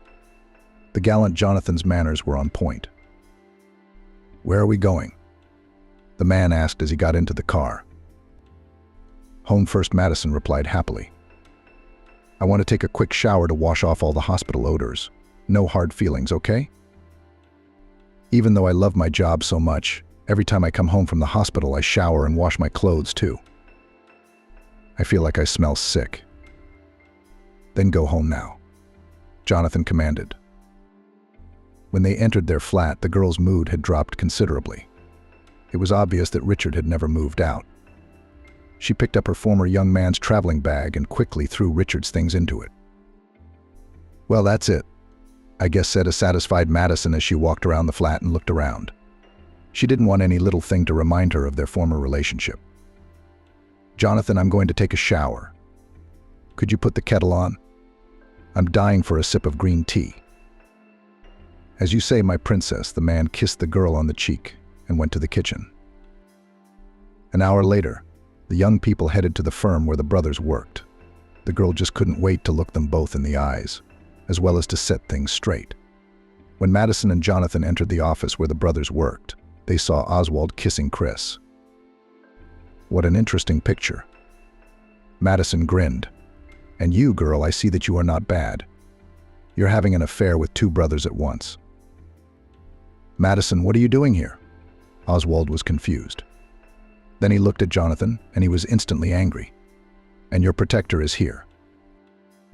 We've come to set things straight, Jonathan said, explaining his presence. Where's Richard? Madison asked. I don't think we can find out the truth without him. I'm here. Richard walked into the office. I was on a call. Madison, hi. You've been discharged? Yeah, today. Madison held out a bag of her ex-fiance's stuff. Here, this is yours. Did you decide to break up with me after all? Richard sighed sadly. Yes, I realized that you and I are too different, so you and I are no longer on the same path. That's a shame. You're a fool, brother. Oswald grinned wryly. If I were you, I wouldn't let Madison go. I'd fight for her. What's the point? Richard asked indifferently. Believe me, I know that look in Madison's eyes. She's not in love with me anymore. Wait, are you saying Madison is with that right now? Oswald pointed his head at Jonathan. Choose your words, young man, Jonathan warned in a cautionary tone. Or what? Oswald asked defiantly. All right, everybody calm down. Madison looked angrily at those present. Oswald, I want to thank you. For what? Stupefied young man. If it hadn't been for your adventure, I would never have met Jonathan. The girl's eyes lit up with happiness. I would have lived on hopes and promises of a better life. Madison, I can give you an even better one. Oswald began. But he was interrupted by Chris, who screamed hysterically. Honey, what's all this? The girl stomped her foot. First you swore to me in love, saying that you want to marry. And then you actually did? Jesus, Chris, look at yourself, Oswald grinned. I just needed you to come to Madison and introduce yourself as Richard's fiancée. That's all I needed. You used me? Chris squealed. Do you think it's possible to have a serious relationship with someone like you? Oswald grinned. You are only for fun and nothing more. Not like Madison. How is she better than me? Chris looked at her rival with dislike. Everything, Oswald replied. Look at you and her. It is because of women like Madison committed feats. Enough. Madison ordered. I'm not interested in your relations, came out the boss and turned to those present. Oswald, I never want you in my life again. If it weren't for your pregnancy, I would have succeeded, Oswald said angrily. The only thing that would have worked out for you is that Richard and I would have split up, Madison said firmly. But I would never have been with you, that's for sure. I hope that was the last time we see each other. That goes for the three of you. Shall we go? Jonathan asked. He put his arm around Madison's shoulders. Let's go, she smiled at her lover. Suddenly her gaze fell on Richard, who stood like a child abandoned by his mother. He lowered his head and did not know what he should do next. For a moment she felt sorry for her former fiancé, but the girl quickly pulled herself together. After all, Richard was a man who had to become independent. Madison and Jonathan left the office. The girl breathed a sigh of relief. God, I can breathe easy. Madison smiled. Then she kissed Jonathan on the cheek. Where are we going? Let's go to the park and walk, she suggested. That's a great idea. Madison took Jonathan's hand. She was happy to have met him. She saw in him all the qualities of a man she had always dreamed of. In the short time they had known each other, Jonathan had proved himself to be responsible, honest, and wise. He had become a friend to Madison, someone she could confide in. This man would not hesitate to lean on her shoulder in times of need, and he was the only one she was willing to share the family's troubles with. Vanessa froze, looking at Michael and his mistress. If he knew what a surprise she had in store for him. MP4. Vanessa came on a business trip to another city on company business for a fortnight. Her mood was at zero because she did not want to go here at all. But orders from the bosses, as they say, are not negotiable. So Vanessa was irritated, and any little thing could make her mad. She got out of the train carriage and looked around. God, what a shithole is this, the girl muttered. No markings, no signposts. Where do they have an exit into town here? You're absolutely right, came from beside Vanessa. Out of surprise, the girl flinched. Turning around, she saw a young man standing next to her. I'm sorry, what did you say? Vanessa asked. I'm saying that this city is far from the standards of world tourism. Looking at the girl, the stranger smiled. No greeters who are happy to see you, no signpost to show you the way. Are you a visitor too? Vanessa inquired. Yes, I'm a commuter. Just now we were traveling with you on the same train, the man replied, continuing to smile. I'm here on business for the firm, and I'm also here on business for the firm. Sad, she sighed. It turns out that you and I are unfortunate friends. Does it turn out that way? Shrugging, the stranger said. My name is Michael, by the way.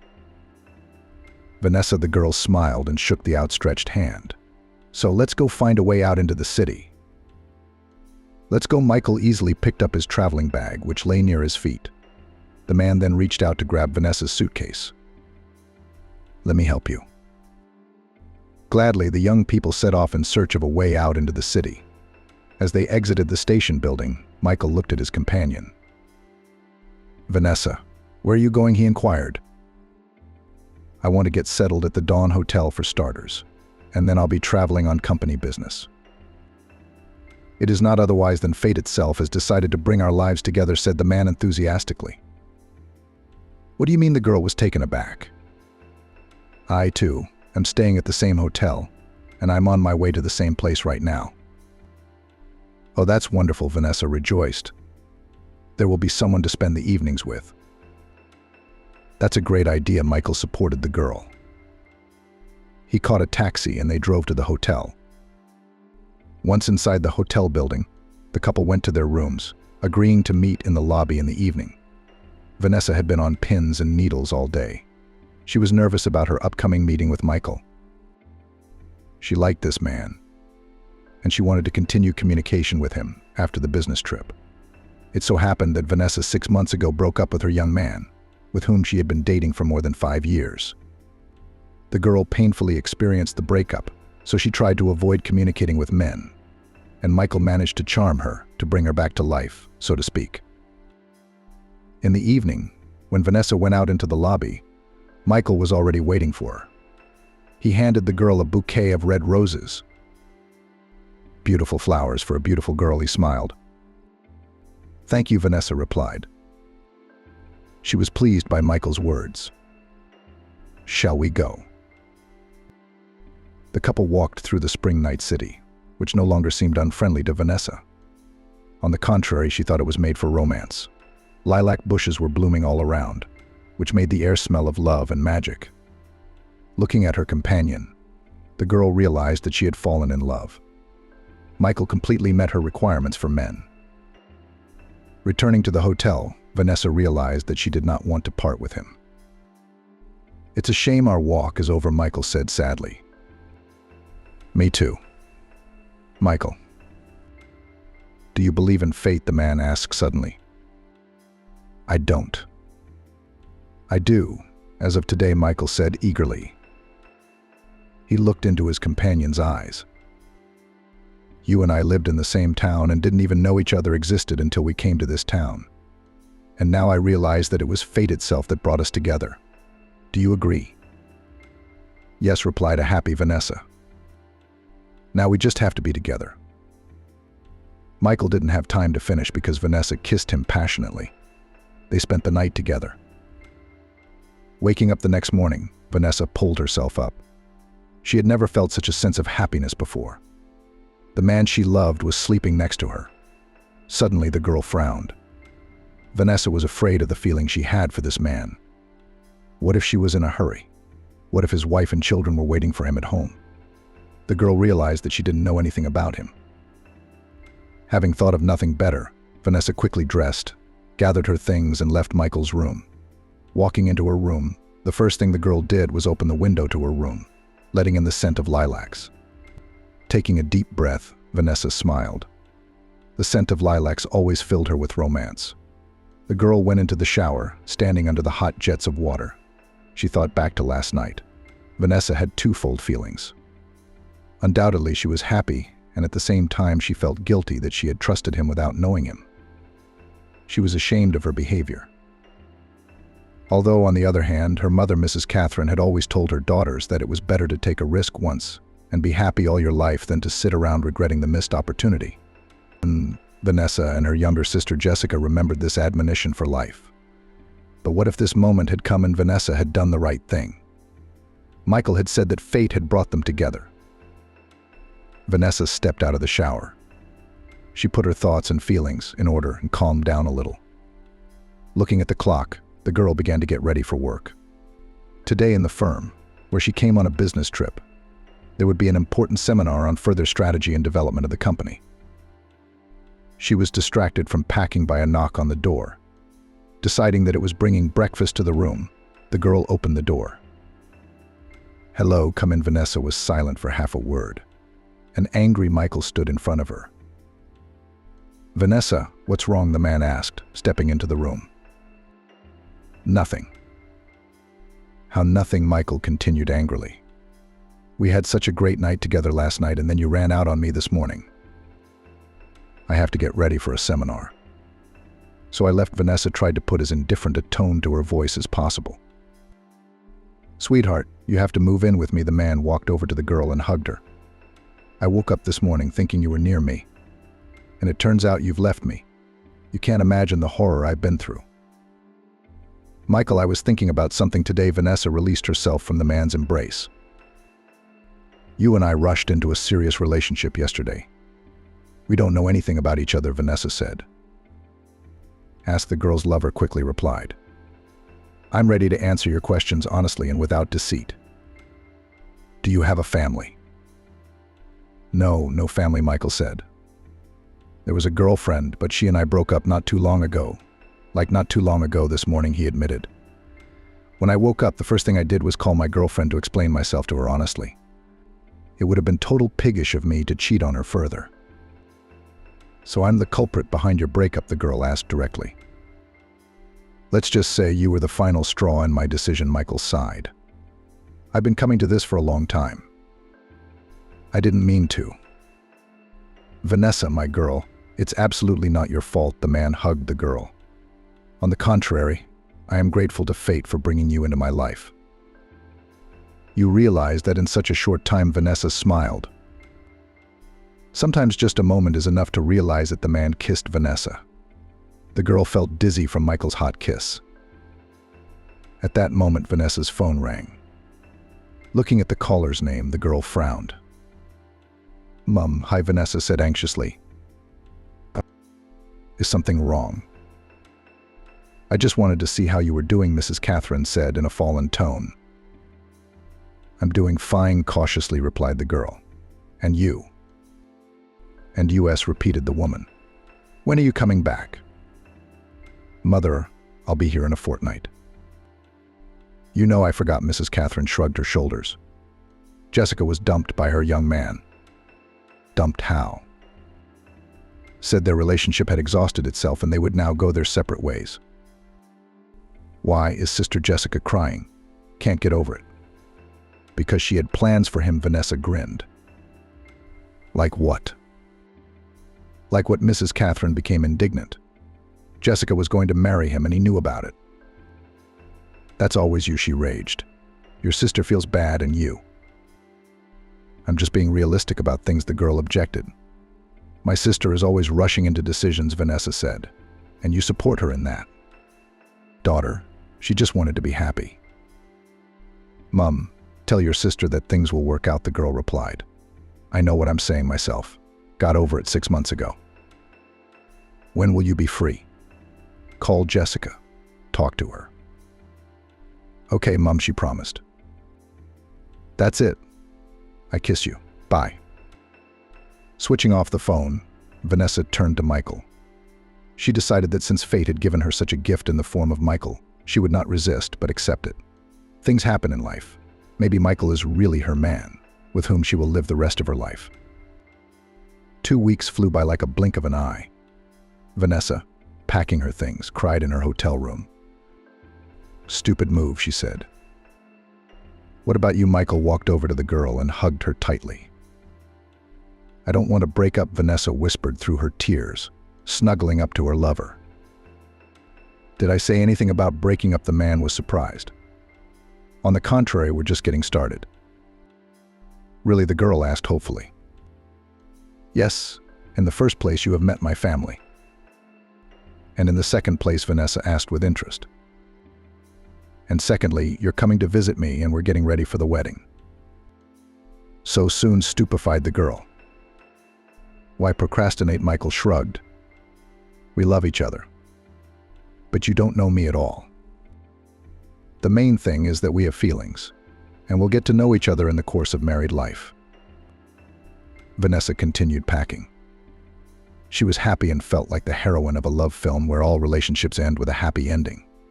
What else does one need to be happy? She loves and is loved, and the rest, as they say, will come. Vanessa was only worried about one thing: how her parents would look at it. Would they approve of such a quick relationship with the eldest daughter?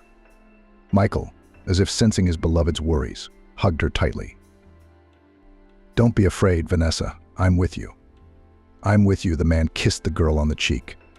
And together you and I can withstand all adversity. Vanessa looked at Michael gratefully. How good it was that he understood and accepted her with all her joys and problems. The following evening, Vanessa was home. She entered the flat and set her suitcase on the floor.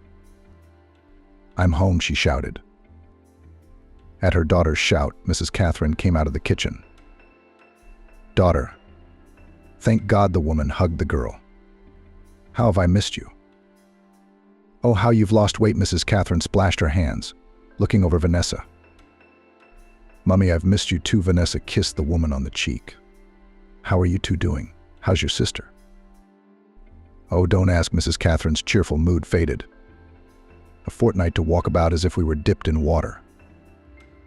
The women proceeded to the kitchen, where the mother set about organizing the tea party.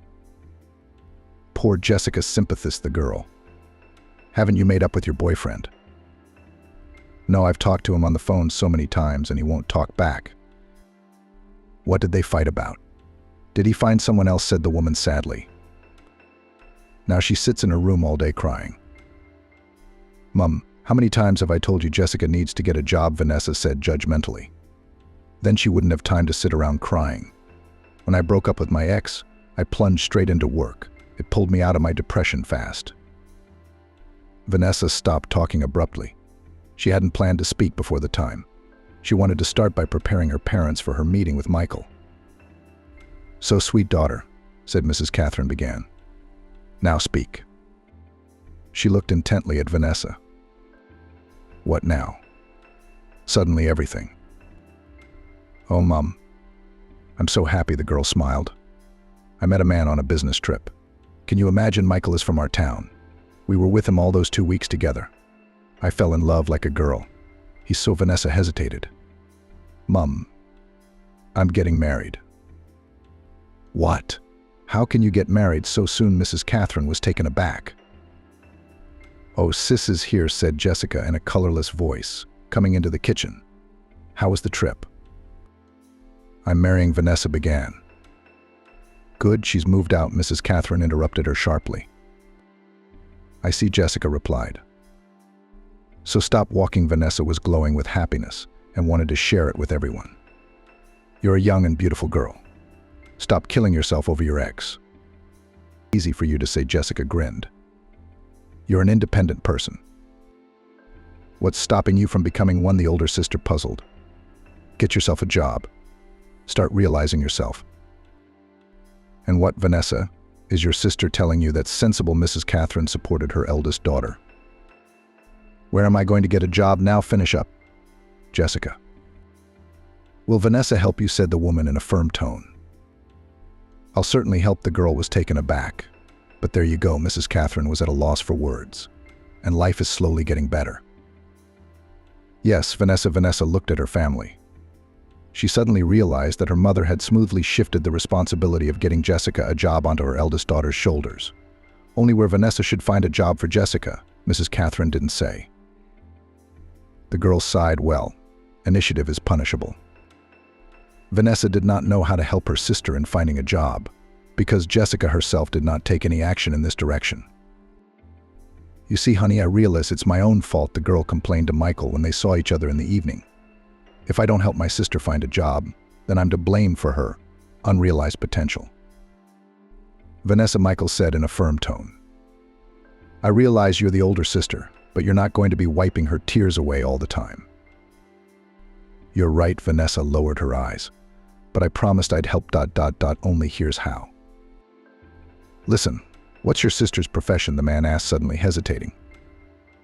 She's a manager.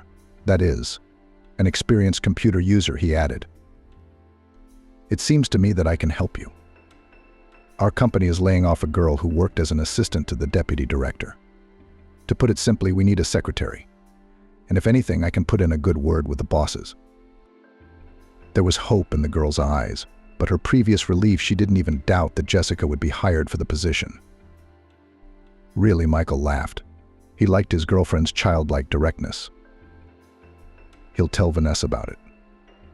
Have her come up to our HR department tomorrow for an interview. I love you, the girl kissed the man. How lucky was she to have Michael after all. The next morning, Vanessa had to take time off work as Jessica refused to go to the company where Michael works alone. Vanessa's mood was ruined. Sis, come with me, Jessica begged. You know everything and I'm a knucklehead. I'm bound to get something wrong. Yes, daughter, go with her, pleaded Mrs. Catherine. Support her in her time of need. Wait, you both think I have nothing better to do at work, Vanessa said indignantly. I've got more than enough work to do after my business trip. We know what you did on your business trip, the mother looked at her daughter meaningfully. Mum, Vanessa glared angrily at the woman. Why don't you go out with Jessica? You're staying home anyway. I'm at home working, by the way, not sitting around, Mrs. Catherine said in an admonishing tone. I have the hard job of keeping my family together. Mum, you can drop your pots and pans for a couple of hours, can't you? Vanessa said in a fallen tone. Nothing will happen to them. Okay, this conversation is over, the woman said in a tone that tolerated no objection. All the more reason to see where your fiancé works. Who works? Jessica was taken aback. And why don't I know anything? I'll tell you all about it later, Vanessa said quickly. She didn't want to upset Jessica unnecessarily. Back up and let's go. The girls pulled up to the building where Michael worked. They arrived at the reception desk at the appointed time, where a human resources specialist was already waiting for them. The young man led them to the department where Jessica would tentatively be working. As they passed one of the offices, Vanessa heard a familiar voice. Kimberly, understand, you and I broke up, shouted Michael. A personal relationship ended between us, not an employment relationship. If you choose to quit, that's your business. I'm not going to keep you. You'll regret it, a female voice whispered angrily. I won't leave it that way. At that moment, the office door opened abruptly and a pretty blonde woman flew out at Vanessa. Stand back, she commanded. Vanessa took a step to the side, letting the scandalized woman pass. She then shifted her questioning gaze to Michael, who stood red with embarrassment and glared at his girlfriend. Michael, seeing Vanessa, was embarrassed. He didn't want anyone to see this ugly scene made by his ex-girlfriend. Vanessa, hello honey, the man walked over to the girl and kissed her. I'll explain everything to you in a moment. Michael, I've already figured it out, the girl was in shock. Let's get acquainted. This is my sister Jessica. Nice to meet you, Michael replied. He cared what Vanessa thought of him.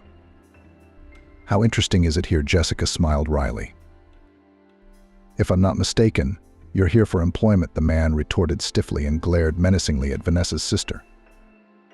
Yes, Jessica said, confused. Then go as ordered, Michael told them in a tone of voice.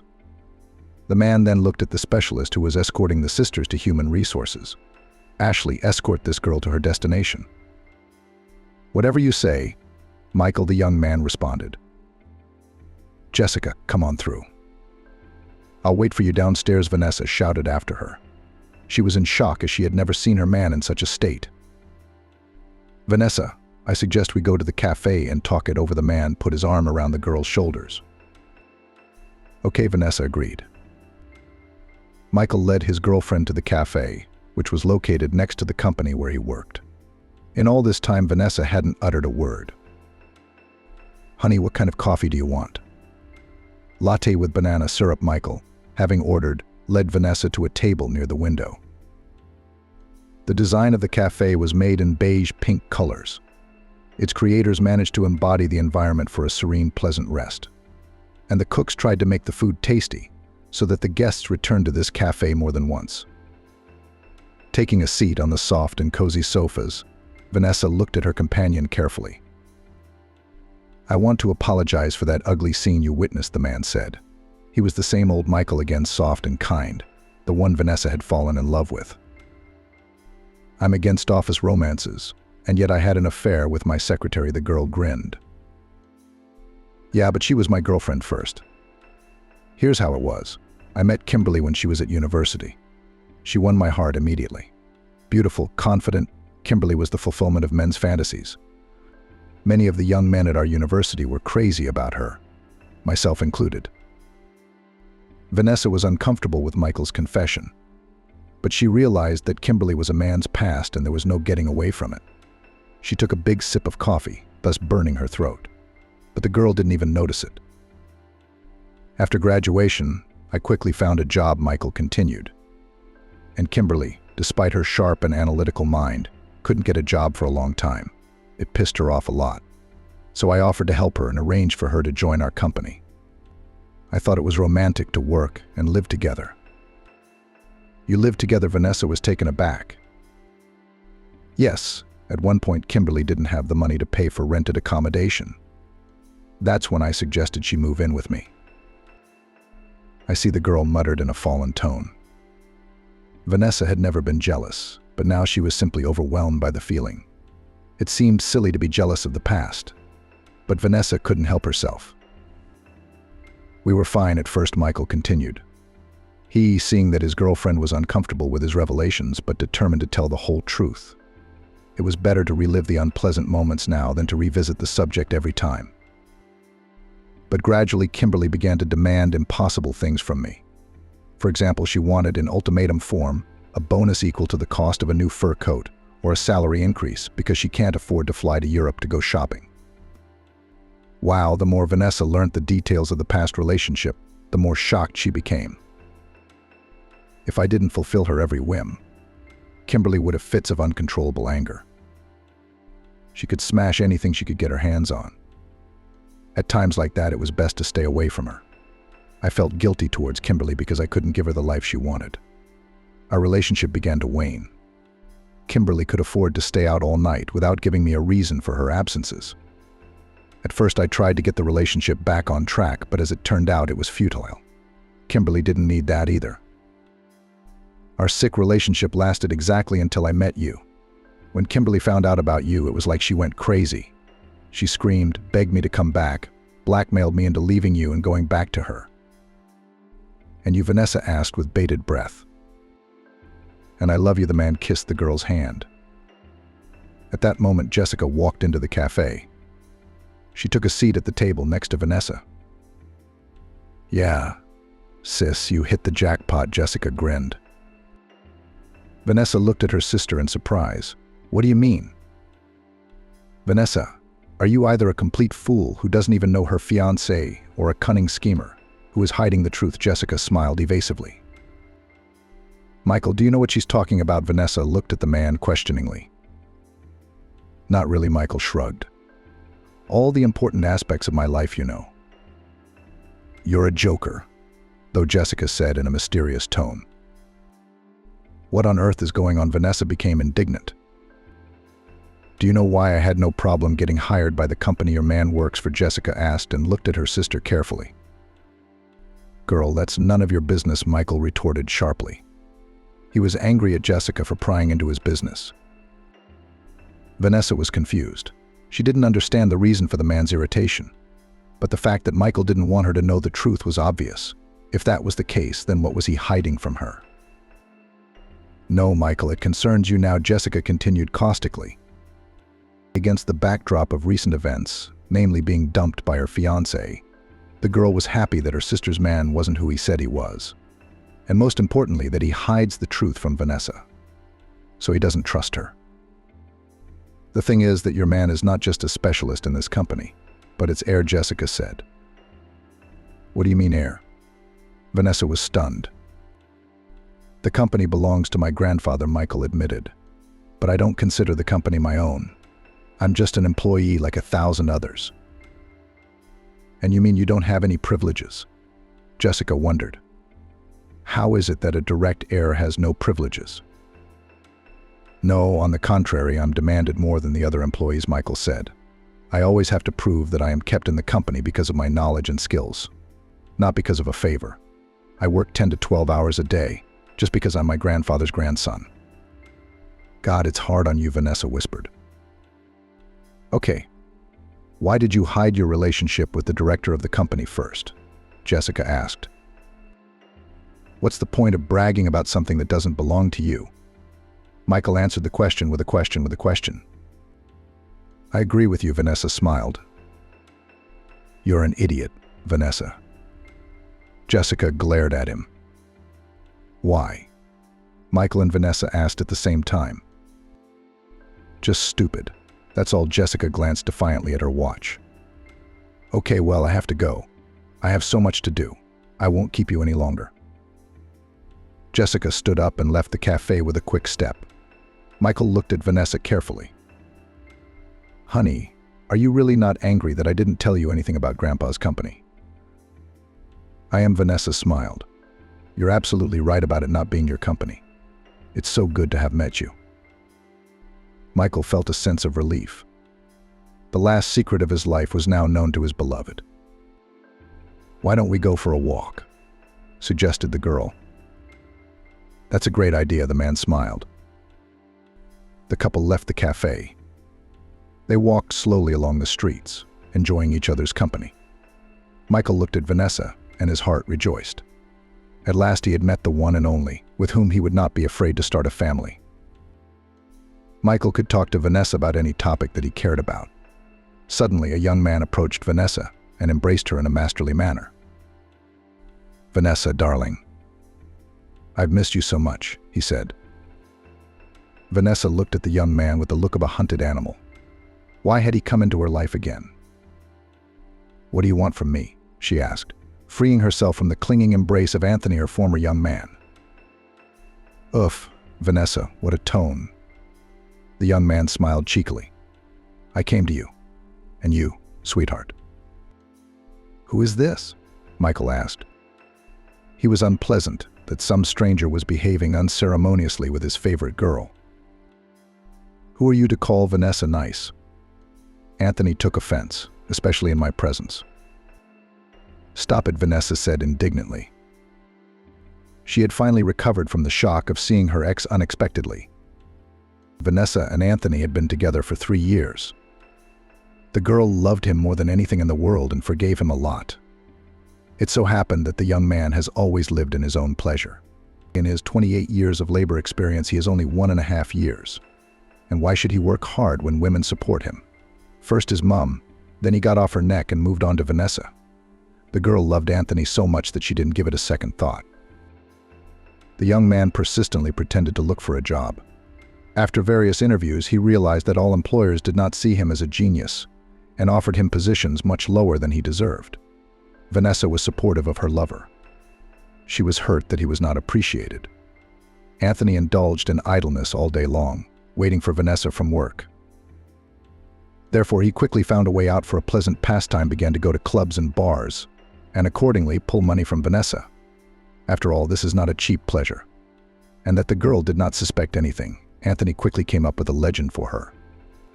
Allegedly, he and his friend opened their own business, and for this they needed money. Vanessa, being in rose-colored glasses from love, provided her lover with money. Anthony was happy, because with Vanessa's money he could go to clubs and meet other girls. How long it would have lasted it is unknown, if at one fine moment in the club Anthony did not meet the daughter of a big businessman. The young man immediately realized that Vanessa is a ballast that needs to be dropped. Therefore he, without regret, said goodbye to the girl. After all, with the daughter of a businessman he has much more tempting prospects both in career growth and financially.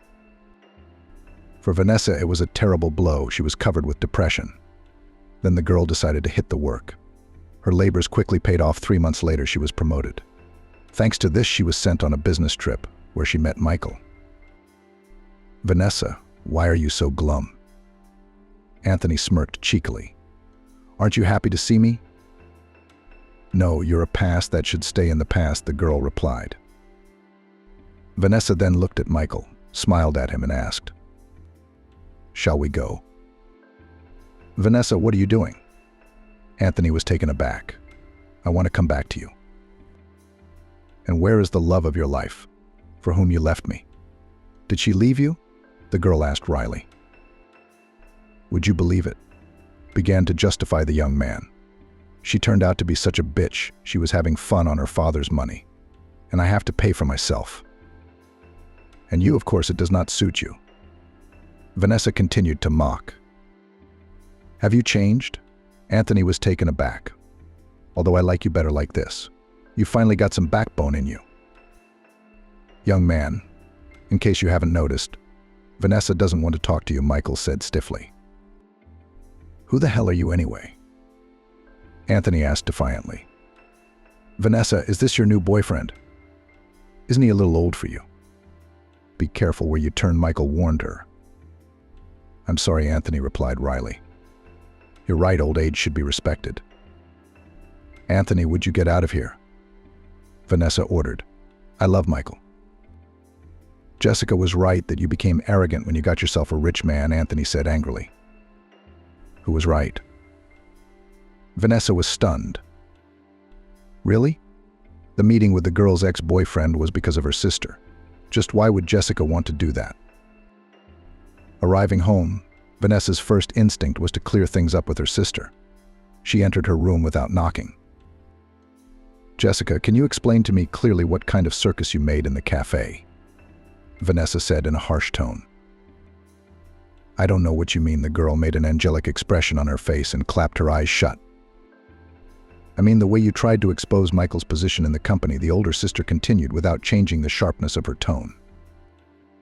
"I just don't like it when they make a fool of you." Jessica pouted, playfully offended. "Jessica, I know you well," Vanessa grinned. "And these grimaces of yours won't work on me. First of all. And secondly, my relationship with my man is none of your business.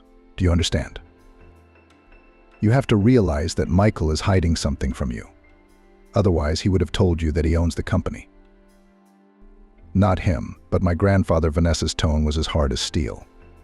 "And besides, what makes you think I don't know?" "Did you know?" Jessica was stunned. Yes, the older sister lied in a confident tone. "Michael and I have no secrets from each other."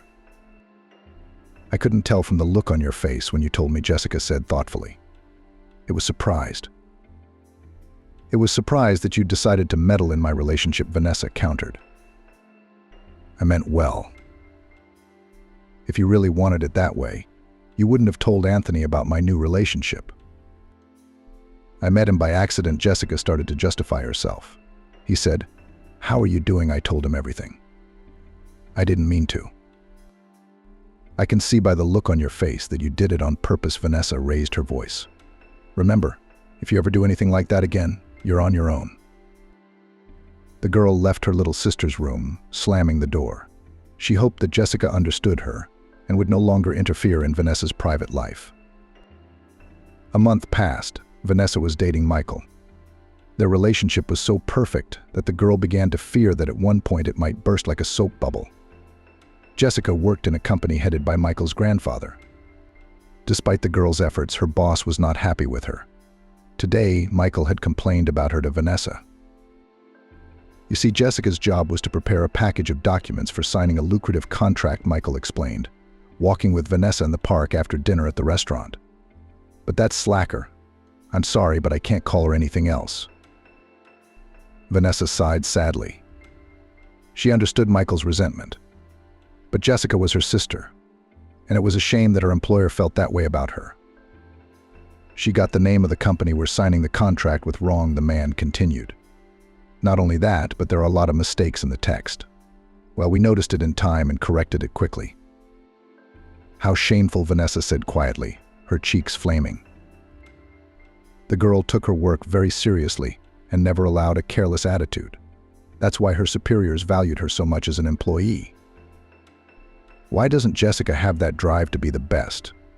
Kevin, the head of the department where she works, gave her one last chance. If she doesn't improve, we're going to have to let her go. "Okay, I'll talk to her," Vanessa promised. When Vanessa got home that evening, she went straight to Jessica's room. She was sitting on her bed, browsing social media. Vanessa grabbed a book from the shelf and walked over to her sister. "What do you want?" Jessica asked rudely. Without saying a word, Vanessa took the phone from her sister and handed the book over. "Hey, what are you doing?" Jessica said indignantly. She quickly jumped off the bed and glared indignantly at Vanessa. At her youngest daughter's screams, the girl's mother came running in from the kitchen. "What's going on here?" "What's going on?" Mrs. Catherine asked. "I want your Jessica to start reading books," Vanessa replied. "Why?" Mom asked.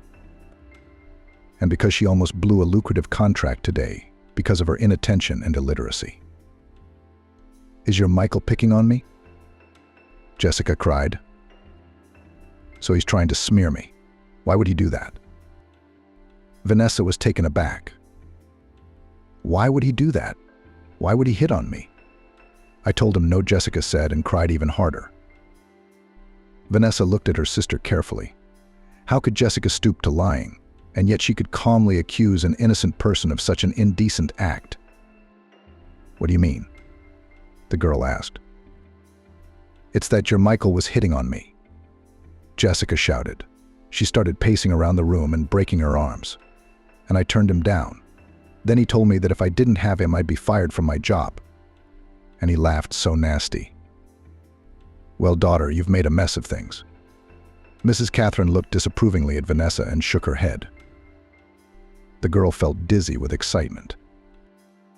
Doesn't her mother see that Jessica made this spectacle on purpose to smear Michael? You got your sister a job with that monster her mother accused. She walked over to her youngest daughter and hugged her. Feeling supported, Jessica burst into tears even harder.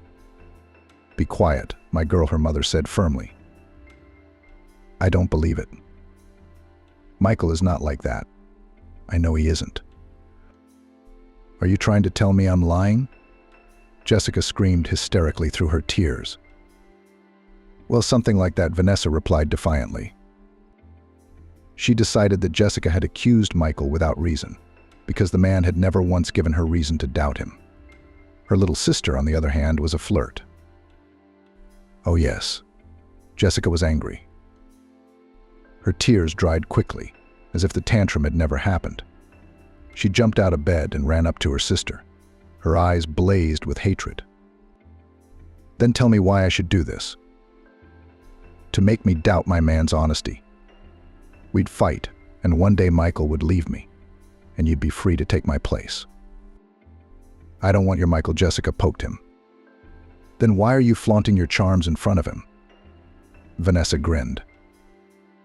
Michael told me everything. How you tried to seduce him. Vanessa, what are you talking about?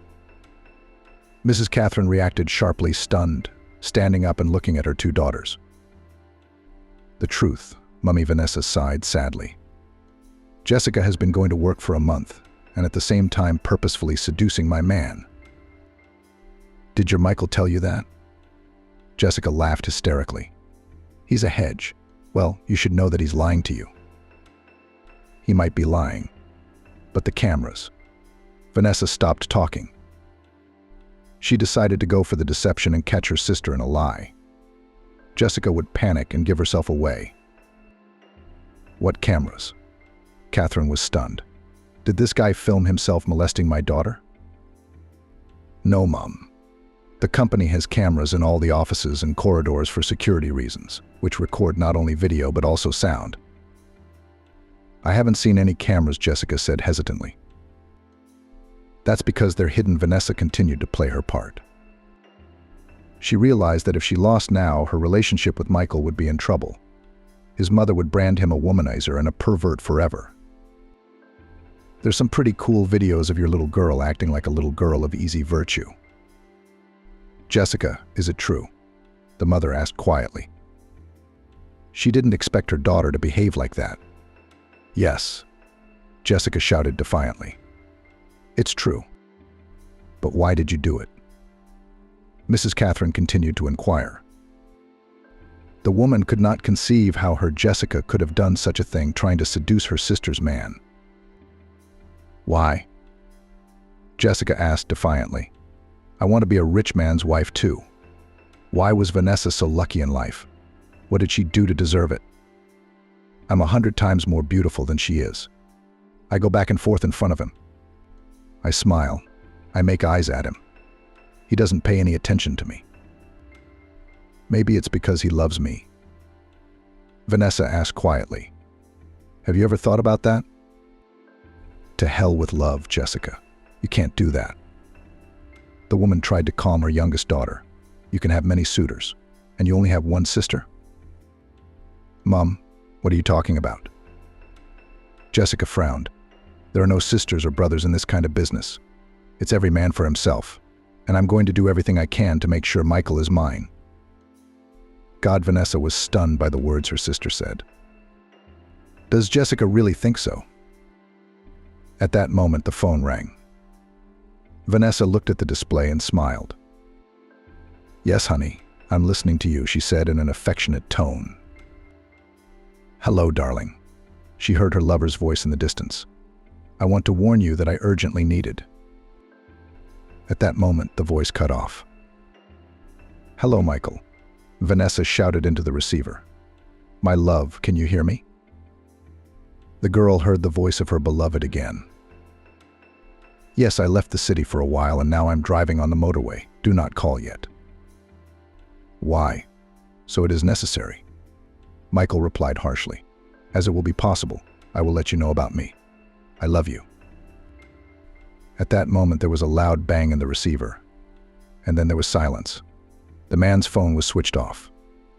"Michael. Michael." Vanessa shouted loudly. But her answer was a ringing silence. She cried and dialed Michael's number relentlessly, but silence was the answer.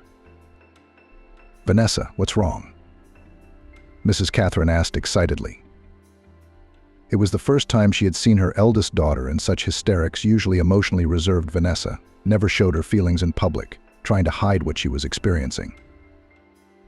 "Michael is in trouble," the girl shouted. "He said he had to leave on business." And then there was a bang, like his car had hit something.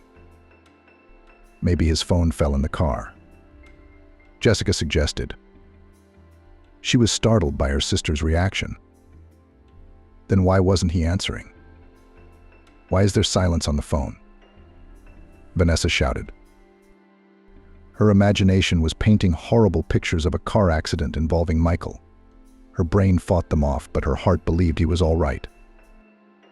Things happened, Jessica shrugged, her younger sister. Could the phone be dead or broken? "No," Vanessa shouted. "I feel like something's wrong with it." "Daughter, listen to me. It's all right." Mrs. Catherine tried to calm Vanessa down. Suddenly, the girl's phone rang. "Hello, Michael, is that you?" Vanessa screamed. "No, it's not Michael," answered a confused male voice. "Who is it?" "It's Kevin, Michael's friend." Kevin. Vanessa was stunned. "Kevin, what's wrong with Michael?" "I don't know for sure yet, but he's obviously in trouble." "Is he alive?" The girl whispered, her hands trembling with shock. "I don't know. I got a call that he was taken in a serious condition to a hospital in a neighboring town." "What hospital?" Vanessa fumbled around the flat looking for her papers, though they were all together in a desk drawer. But she couldn't think straight, her mind was all jumbled up. "I'll go to him." "Vanessa, I don't think that's a good idea," Kevin said hesitantly. "You're not in the right state of mind right now." "I'm the one who decides whether I'm in the wrong state or not," she shouted hysterically. "Don't you realize that the man I love is lying alone, without me?" "You can't help Michael now," Kevin said. "What hospital is he in?" Vanessa said, emphasizing every word. At the district hospital, Kevin realized that nothing could stop her now. "Will half an hour be enough time for you to get ready?" he asked. "For what?" The girl was dumbfounded. "I'll take you in the car. You're in such a state that you can't be left alone. If anything happens to you, Michael will rip my head off." "Yeah, half an hour will do it." Switching off the phone, Vanessa picked up her traveling bag and started to pack for the road. Suddenly she found a small souvenir magnet with a picture of the city where she and Michael met. The picture was of the city at night, with lilacs blooming in the foreground. Suddenly Vanessa smelled that scent of love and the girl felt dizzy. She sat down on the floor and burst into tears, clutching the magnet in her hands. "Vanessa, don't be sad." It was Jessica who said that. She gently stroked her sister's head. "Everything's going to be all right with your Michael." "Isn't he?" Vanessa asked hopefully. "It can't be otherwise." She waved her younger sister's hand. "Life can't be so cruel as to separate two people who love each other so much." "Do you think Michael loves me?" Vanessa asked. "He worships me." Jessica rolled her eyes. "He has a picture of you on his desk in his office, and he looks at it often. And the girls in his department complained that he often confused their names by calling them Vanessa." "Thank you," Vanessa hugged her sister tightly. "For what?" Jessica was stunned. "For the truth." The girl quickly wiped away her tears. "Can I come with you?" Jessica asked timidly. "Why?" Vanessa was stunned. She stopped abruptly and looked at her sister. You see, I really like Kevin, and I want to get to know him better. What about Michael? Vanessa asked. You know, I was jealous that you got yourself such a rich man. I wanted to take your place. Kevin's a different story. Yeah, he's not as rich as yours, but he's handsome. Vanessa gave her sister a nasty look. Michael is in the hospital in a serious condition, and Jessica's only thought is how to arrange her personal life. Why was she so unlucky to have a younger sister? Vanessa made a firm decision not to take her sister with her, but Jessica wouldn't give up. Vanessa, well, can I go with you? The girl followed her sister and begged. No, the hospital is not a place for fun, Vanessa replied in a stern tone. Suddenly, the girl stopped abruptly and looked at her sister. She decided to trick her sister, especially since Kevin wouldn't be in the hospital all day. Where would he be? Jessica wondered. I think Michael is in another city on business, Vanessa said. So Kevin will be taking care of his business while his friend is in the hospital. I'll help him, Jessica said enthusiastically. She quickly got up from the couch she was sitting on before and walked over to Vanessa. The girl took Vanessa's hands and spoke quickly. He will realize that I am responsible and can be trusted. And that. Vanessa turned away from her sister and continued packing. How? What Jessica continued eagerly. He's going to fall in love with me. Are you normal? The older sister was outraged. She looked at Jessica carefully. His mate is in the hospital in a serious condition, and he has no time for romance. Wait until things are back to normal, then you can act on it. Oh, that's how you talk. Jessica was indignant. You've got a rich man for yourself, and you won't let me. Your incorrigible Vanessa shook her head. She glanced at her watch. All right, I've got to go. Kevin's probably waiting for me. Jessica silently went to her room without even saying goodbye to her sister. She was deeply resentful of Vanessa, whom she considered a traitor. After all, she found her happiness, and Jessica in every possible way prevents. No other than jealous of her beauty. After all, Vanessa from childhood was, let's say, not very attractive. But nothing. Jessica will still show herself, and Vanessa will regret that at one time did not help her. Vanessa, seeing that her sister was offended, but she had neither strength nor desire to calm Jessica down. There were more important things to do right now than her sister's resentments and ambitions. Saying goodbye to her mother, the girl went to her lover in the hospital. Coming out of the entrance, Vanessa saw Kevin, who stood waiting for the girl near the car. Next to him stood a short-height, cute blonde girl. I'm sorry, I'm a little late, Vanessa said. That's okay, the man smiled. Better late than never. Vanessa, let's be on a first-name basis. Okay. Vanessa. Listen, Kevin scratched the back of his head. Do you mind if my fiancé comes with us? No, of course not, she said happily. She felt a little awkward in Kevin's company. He seemed to Vanessa to be an arrogant and knowledgeable man. Great. Michael's friend Kevin rejoiced. This is Nicole. Nice to meet you, the blonde smiled. Vanessa liked Kevin's fiancé, and the girl breathed a sigh of relief. Shall we go? Kevin asked. The girls nodded silently. Nicole was a very pleasant person to talk to.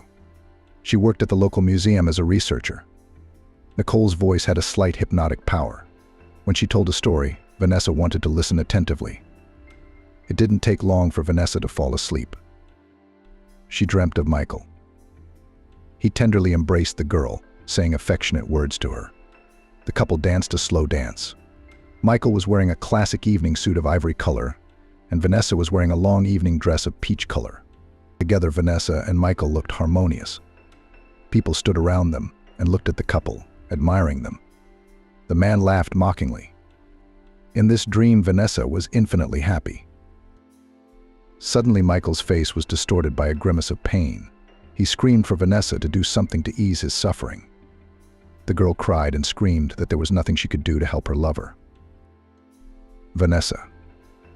The girl heard Nicole's affectionate voice through her sleep. Kevin's girlfriend quietly shook Vanessa's shoulder, trying to wake her up. Vanessa opened her eyes. She felt that her face was wet with tears. "What's wrong?" the girl asked. "Did you have a nightmare?" Nicole explained. "You were screaming that you couldn't help him." "I dreamt about Michael, and he was asking for help. He said he was in pain," Vanessa replied. "Poor Michael," said Kevin, who had been sitting silently smoking the whole time. "He must have been in a lot of pain when he was in the accident." "Kevin, do you know exactly what happened to Michael?" Vanessa asked. She still didn't know the truth about the accident. "No," the man shook his head negatively. "I was told that they don't talk about such details over the phone." "I see, Vanessa. Are you worried?" Nicole asked. "Can we move on?" Vanessa asked. "Of course," replied the girl. 5 hours later, Vanessa entered the hospital building, but a stern guard blocked her way. "Where are you going, dearie?" the man asked, his eyebrows drawn together menacingly. "I'm Michael Brown's fiancée," Vanessa replied. "He was brought in by ambulance after a traffic accident." "You got yourself a fiancé," the man said in a firm tone. "Office hours are over. Come back tomorrow." "But can I at least talk to his doctor?" Vanessa didn't back down. "Do you think the doctor is not a human being?" The guard reacted rudely. "Everything is already at home. Come back tomorrow." The man turned away from the girl, making it clear that the conversation was over. Vanessa silently left the hospital. There was nothing left for her to do but wait for tomorrow morning. The next day, Vanessa was among the first visitors who came to check on their relatives and friends in the hospital.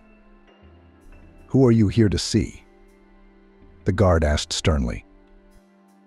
"Michael Brown," Vanessa said. She was impatient to meet her beloved. "What are you, his fiancée?" "Not allowed," the guard said. The man took the phone and began to play a game, making it clear that the conversation was over. "Why?" Vanessa was confused. "You're nothing to him, like nobody." "As a nobody?" She was indignant.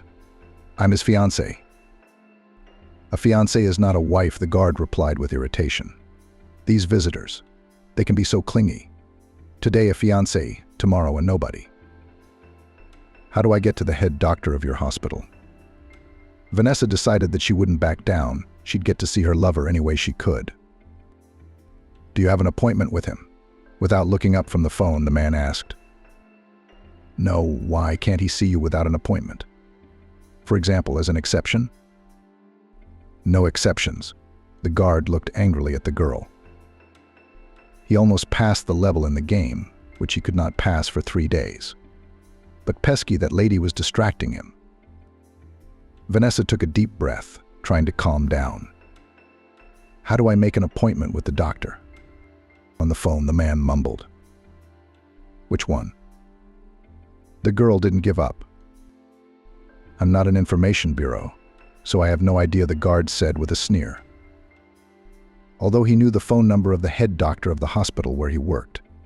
But this girl did not let him pass this level in peace, so she should be punished. "If I'm not mistaken, the sheet with all the phone numbers hangs on the wall behind your back," Vanessa said with a sly squint of her eyes. She thought to herself, "No, mate, you've got the wrong guy. I'll do my best, but I'll see Michael tonight." "Maybe it is," the man shrugged. "I don't know." "Well, turn round and look." At that moment, the guard's face stretched, and he quickly stood at attention. Vanessa didn't realize what had happened. "Young lady, let me pass." Vanessa suddenly heard a man's voice behind her back. Turning round, the girl saw a tall, middle-aged man with a representative look. "Tell me, do you know the phone number of the head doctor of this crazy hospital?" Vanessa asked the stranger. "Why do you need it?" The man was surprised. "I'm Michael Brown's fiancée. He was brought to you after a road accident, and they won't let me in without an appointment with the head doctor." "Are you Vanessa?" the stranger asked. Yes, the girl was confused. How does he know her? But I didn't tell you my name. Michael told me. The stranger smiled. I'm your fiancé's doctor and also the head of this crazy hospital, Mr. Terrence. I'm sorry, she blushed. She was ashamed of what she had said in the heat of anger. I didn't mean to offend you or the hospital. It's all right, the head doctor reassured her. I understand you're here to see your fiancé. Yes, but they won't let me in, Vanessa complained.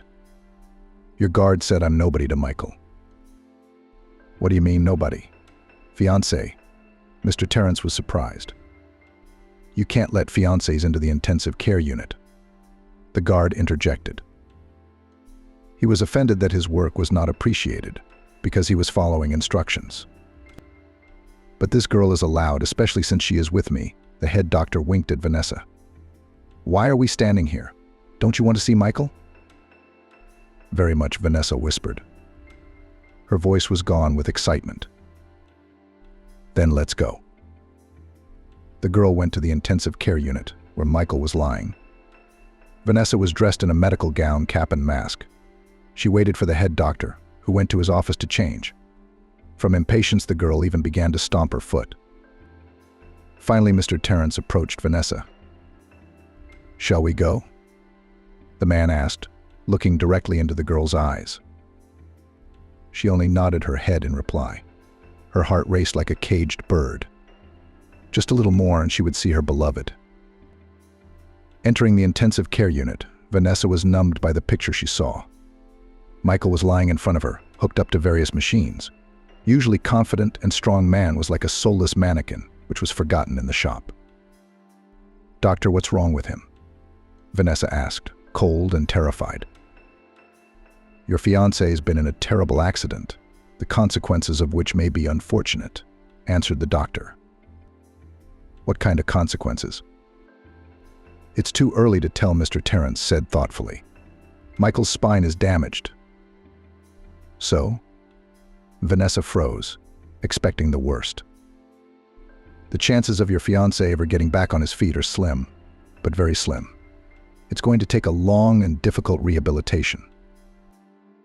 I agree, Vanessa said in a firm tone. She made a decision for herself to help Michael and stay with him, regardless of whether he could walk again. 3 days passed and Michael still hadn't regained consciousness. Vanessa never left her lover's bedside. She sat beside him, holding his hand and talking to him. Honey, you can't imagine how warm it is outside, Vanessa smiled. Summer is in full swing. You're going to get better soon. We'll walk with you and enjoy each other. Can you imagine our park, where squirrels are jumping on the branches? They're very beautiful now. Their coats are red. In the sunshine, they shimmer like gold. And then we'll go to Chicago, where we spent our first 2 happy weeks. Mr. Terrence stood behind Vanessa and watched her. How lucky Michael is to have a bride. She won't leave him in his hour of need, he thought. Vanessa, you need to rest. The man approached the girl. You haven't slept well for 3 days. You leave late at night. Come back early in the morning. At this rate, you'll be exhausted in no time. Don't worry. Vanessa smiled back. She was grateful for the doctor's understanding. It's all right. As soon as Michael recovers, then. In the meantime, I have to be there for him. Imagine he'll come round and I won't be there, Vanessa said. At that moment, the girl's phone rang. She answered it. Hello, I'm listening. Is it your fault that Michael is now in intensive care? A hysterical female voice shouted. Vanessa tensed. She had heard it before, but she couldn't remember who it belonged to. What are you talking about? Vanessa was stunned. I wasn't even there when it happened. If you hadn't come into our lives, Michael would be alive and well right now, screamed the stranger. In your life, like a parrot, repeated the girl. Suddenly it dawned on her that Kimberly, Michael's ex-girlfriend, was calling. What does this have to do with me and Michael's accident? And how did you get my phone number? I just said that, she answered quickly, realizing that she had said too much. Anyway, it's your fault. Now remember that for the rest of your life. Kimberly switched off the phone. Vanessa stared silently out the window, trying to digest the information. Vanessa, are you all right? Mr. Terrence, who had been in the intensive care unit all this time and had heard the conversation, put his hand on the girl's shoulder. Not really, she replied thoughtfully. Then Vanessa dialed Kevin's number and told him in detail about the phone conversation with Kimberly. Are you sure it was her? The man asked. Yes. By the way, I asked her how she got my phone number, and she didn't answer. Thank you for calling. Your information is very timely, Kevin praised. How's Michael? No change yet, she answered. Stay strong, mate. Michael is strong. Everything's going to be okay. See you tonight. Finished talking, Vanessa took her lover's hand in her own. You see, Michael, what a great friend you have. He and his girlfriend Nicole support me. Don't let me get discouraged. Mr. Terrence quietly left the intensive care unit, leaving the girl alone with her fiancé. In the evening, Vanessa walked into the flat that Kevin had rented to live in. Nicole was home alone. The girl was in the kitchen making dinner. Vanessa, hi, Nicole said excitedly. How's Michael? Still the same, Vanessa replied tiredly. Have a seat on the stool. She was mentally drained. Everything that doesn't kill us makes us stronger, Nicole winked at Vanessa. So eat dinner quickly, shower, and go to bed. No, I'm not having dinner. Yes, you are, Nicole commanded. Soon Michael would come to his senses and see not the beautiful girl he loved, but an exhausted one. At that moment, Kevin returned. His face was darker than a cloud. What happened? Nicole asked worriedly. It seems that an attempt has been made on Michael's life, Kevin replied. Nicole and Vanessa looked at each other. How could that be? Vanessa was dumbfounded. And who would want that? I went to the local police today. A friend of mine works there, Kevin said, sitting down at the table. What's next? Nicole asked impatiently. Are you guys going to feed me today? Jokingly, the man was indignant. I've been traveling around the city all day. I didn't even have time to eat lunch. That's why I'm hungry as a wolf. Unless you tell me what your friend told you, you won't get any food, Nicole gave him an ultimatum. No information, no dinner. Guys, stop fooling around. Vanessa asked. She used to be amused by Kevin and Nicole's jokes, so she could take her mind off Michael for a while. But now it annoyed her. Vanessa couldn't wait to hear what Kevin's friend had said. I'm sorry, we really got carried away, Kevin apologized. Anyway, I asked Ethan to look into the accident. He said they'd examined the car, but they hadn't found anything suspicious. Then why did you say that Michael had been attacked? Vanessa wondered. The thing is that Michael's blood contained the residue of a powerful sleeping pill. But Michael is a good sleeper, and he's never taken sleeping pills, Kevin explained. That's the point, he shrugged. Especially since, according to the results, he had taken them just before the trip. What the hell is that? Nicole was dumbfounded. Why did he need to take sleeping pills if he was going to go on a long journey? That's what gave the local operatives the right to believe that my friend had been assassinated, Kevin answered. Had Kimberly done it? Vanessa wondered aloud. At that moment, Vanessa received a phone call. She looked at the display and turned pale. Was it Mr. Terrence? She whispered. Her lips quivered with excitement. Answer it quickly. Nicole drummed her fingernails on the table with impatience. Just put me on speakerphone. I'm listening, Vanessa answered. Vanessa, come to the hospital immediately. Mr. Terrence ordered. What's wrong? Vanessa shouted, but the doctor had already ended the call. Hello. Hello, the girl continued to shout inertly. Kevin took the phone from her. He looked at Vanessa, then at Nicole. Okay, get ready quickly, the man ordered. What's wrong with Michael? Vanessa was getting hysterical. Why didn't the doctor say why he was calling her to the hospital? If you don't pull yourself together, you'll stay at home, Kevin said in a tone that did not tolerate any objections. Calm down. Vanessa slammed her eyes shut. She realized that there was nothing she could do to help Michael in his condition. "I'm going to calm down," she whispered tearfully. "I need to be strong." "Good girl." Kevin smiled at her. "Let's go." 20 minutes later, all three of them were walking into the hospital. When the security guard saw them, he quickly came out from behind his desk. "What are you doing here?" "It's the middle of the night," he announced. "What kind of nerve is it to come to the hospital late at night?" "I invited them," Mr. Terrence said as he came out of the corridor leading to the intensive care unit, giving the guard a stern look. "Or should I have asked your permission first?" "No, you didn't, did you?" The guard waved his hands. "I'm just observing the regime of visiting patients." "That's very commendable," the chief physician continued. "But sometimes you need to step away from the protocol and be a human being first of all."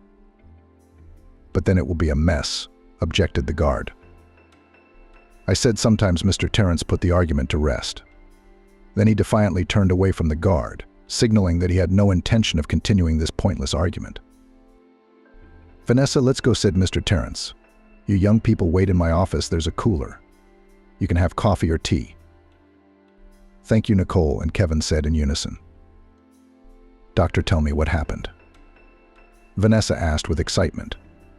She quickly followed the head doctor into the intensive care unit. "What's wrong with Michael?" "He's fine," Mr. Terrence replied, but he kept silent. He wanted the girl to see everything with her own eyes. "Why don't you say anything?" Vanessa didn't give up.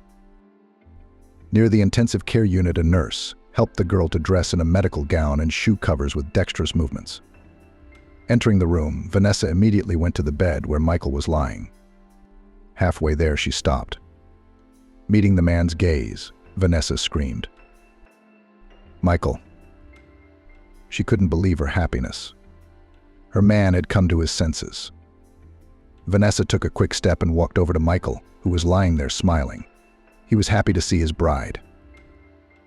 "My favorite." Vanessa cooed, kissing the man's face. Tears were flowing from her eyes. "At last you have come to your senses. I'm so glad." "Vanessa," Michael said hoarsely. The man wanted to hug his beloved, but his hands did not obey him. "My darling, I wanted to hug you, but I have no strength at all." "Michael, you just came to your senses," said Mr. Terrence, who stood nearby and watched the meeting. "You need to be strong first. You'll have time to cuddle with your fiancé." "Thank you very much, Mr. Terrence." Vanessa took the doctor's hand and squeezed it tightly. "If it wasn't for you, there's no telling what would have happened to Michael."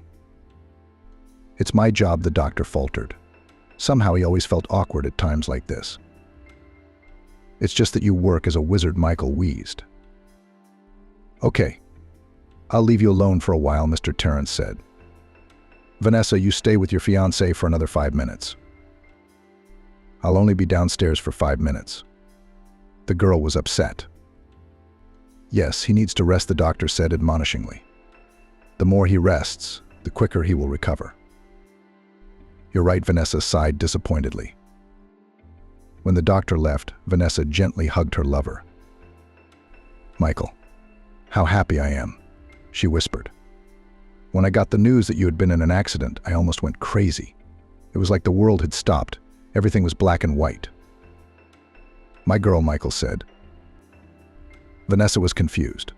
She wanted to know how the sleeping pills had got into the man's system, but she stopped herself. Mr. Terrence was right. Michael needs positive emotions right now to recover. "Do you love me?" Vanessa quickly blurted out.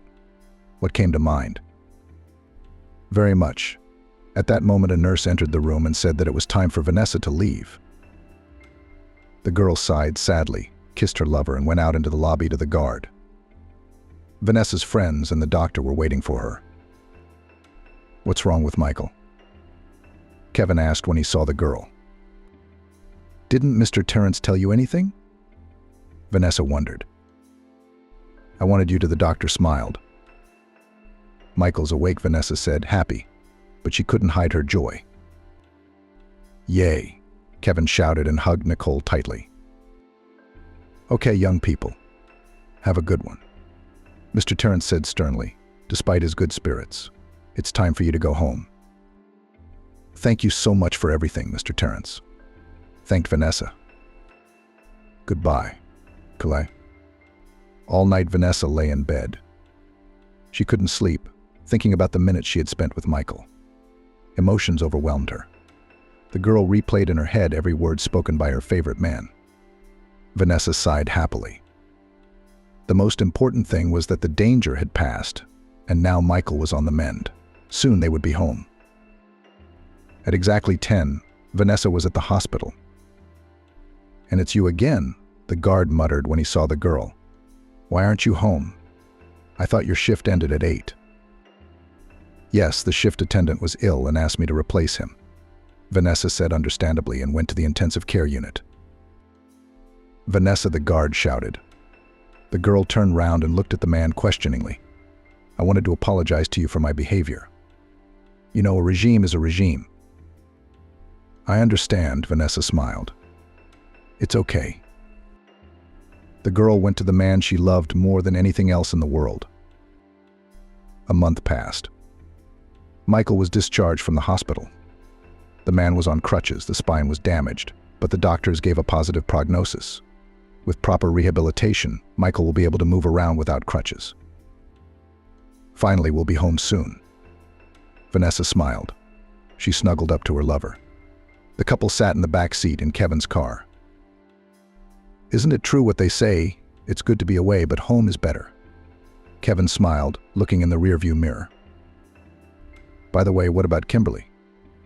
Nicole, who was sitting next to the driver, asked. "She was charged with attempted murder of Michael," Kevin said. "She didn't think it would turn out to be a violent accident." Michael felt sorry for his ex-lover. "I instigated it before the business trip," Michael said. "Kimberly called me and said we needed to have a serious talk. I made an appointment to meet at a café on the way out of town. Upon seeing me, Kimberly started crying that she couldn't be without me and loved me still. I abruptly cut the girl off, stating that I was in love with someone else. Kimberly retaliated by slipping sleeping pills into my coffee. She thought I'd fall asleep in the car, and she had no idea about my business trip and the consequences of her revenge." "Michael, that doesn't excuse her," Nicole said. "What if it had ended differently?" Vanessa asked quietly. Her lips quivered. "Hey, what's wrong, honey?" Michael held his beloved tightly against him. "I'm here for you and I'll never leave you. No force can separate me from you." "You promise?" "I promise." It's true what they say. True love will survive all hardships and troubles. Michael and Vanessa's love was born when their souls became soul mates. In a town where the scent of lilacs wafted everywhere, the scent of love and happiness.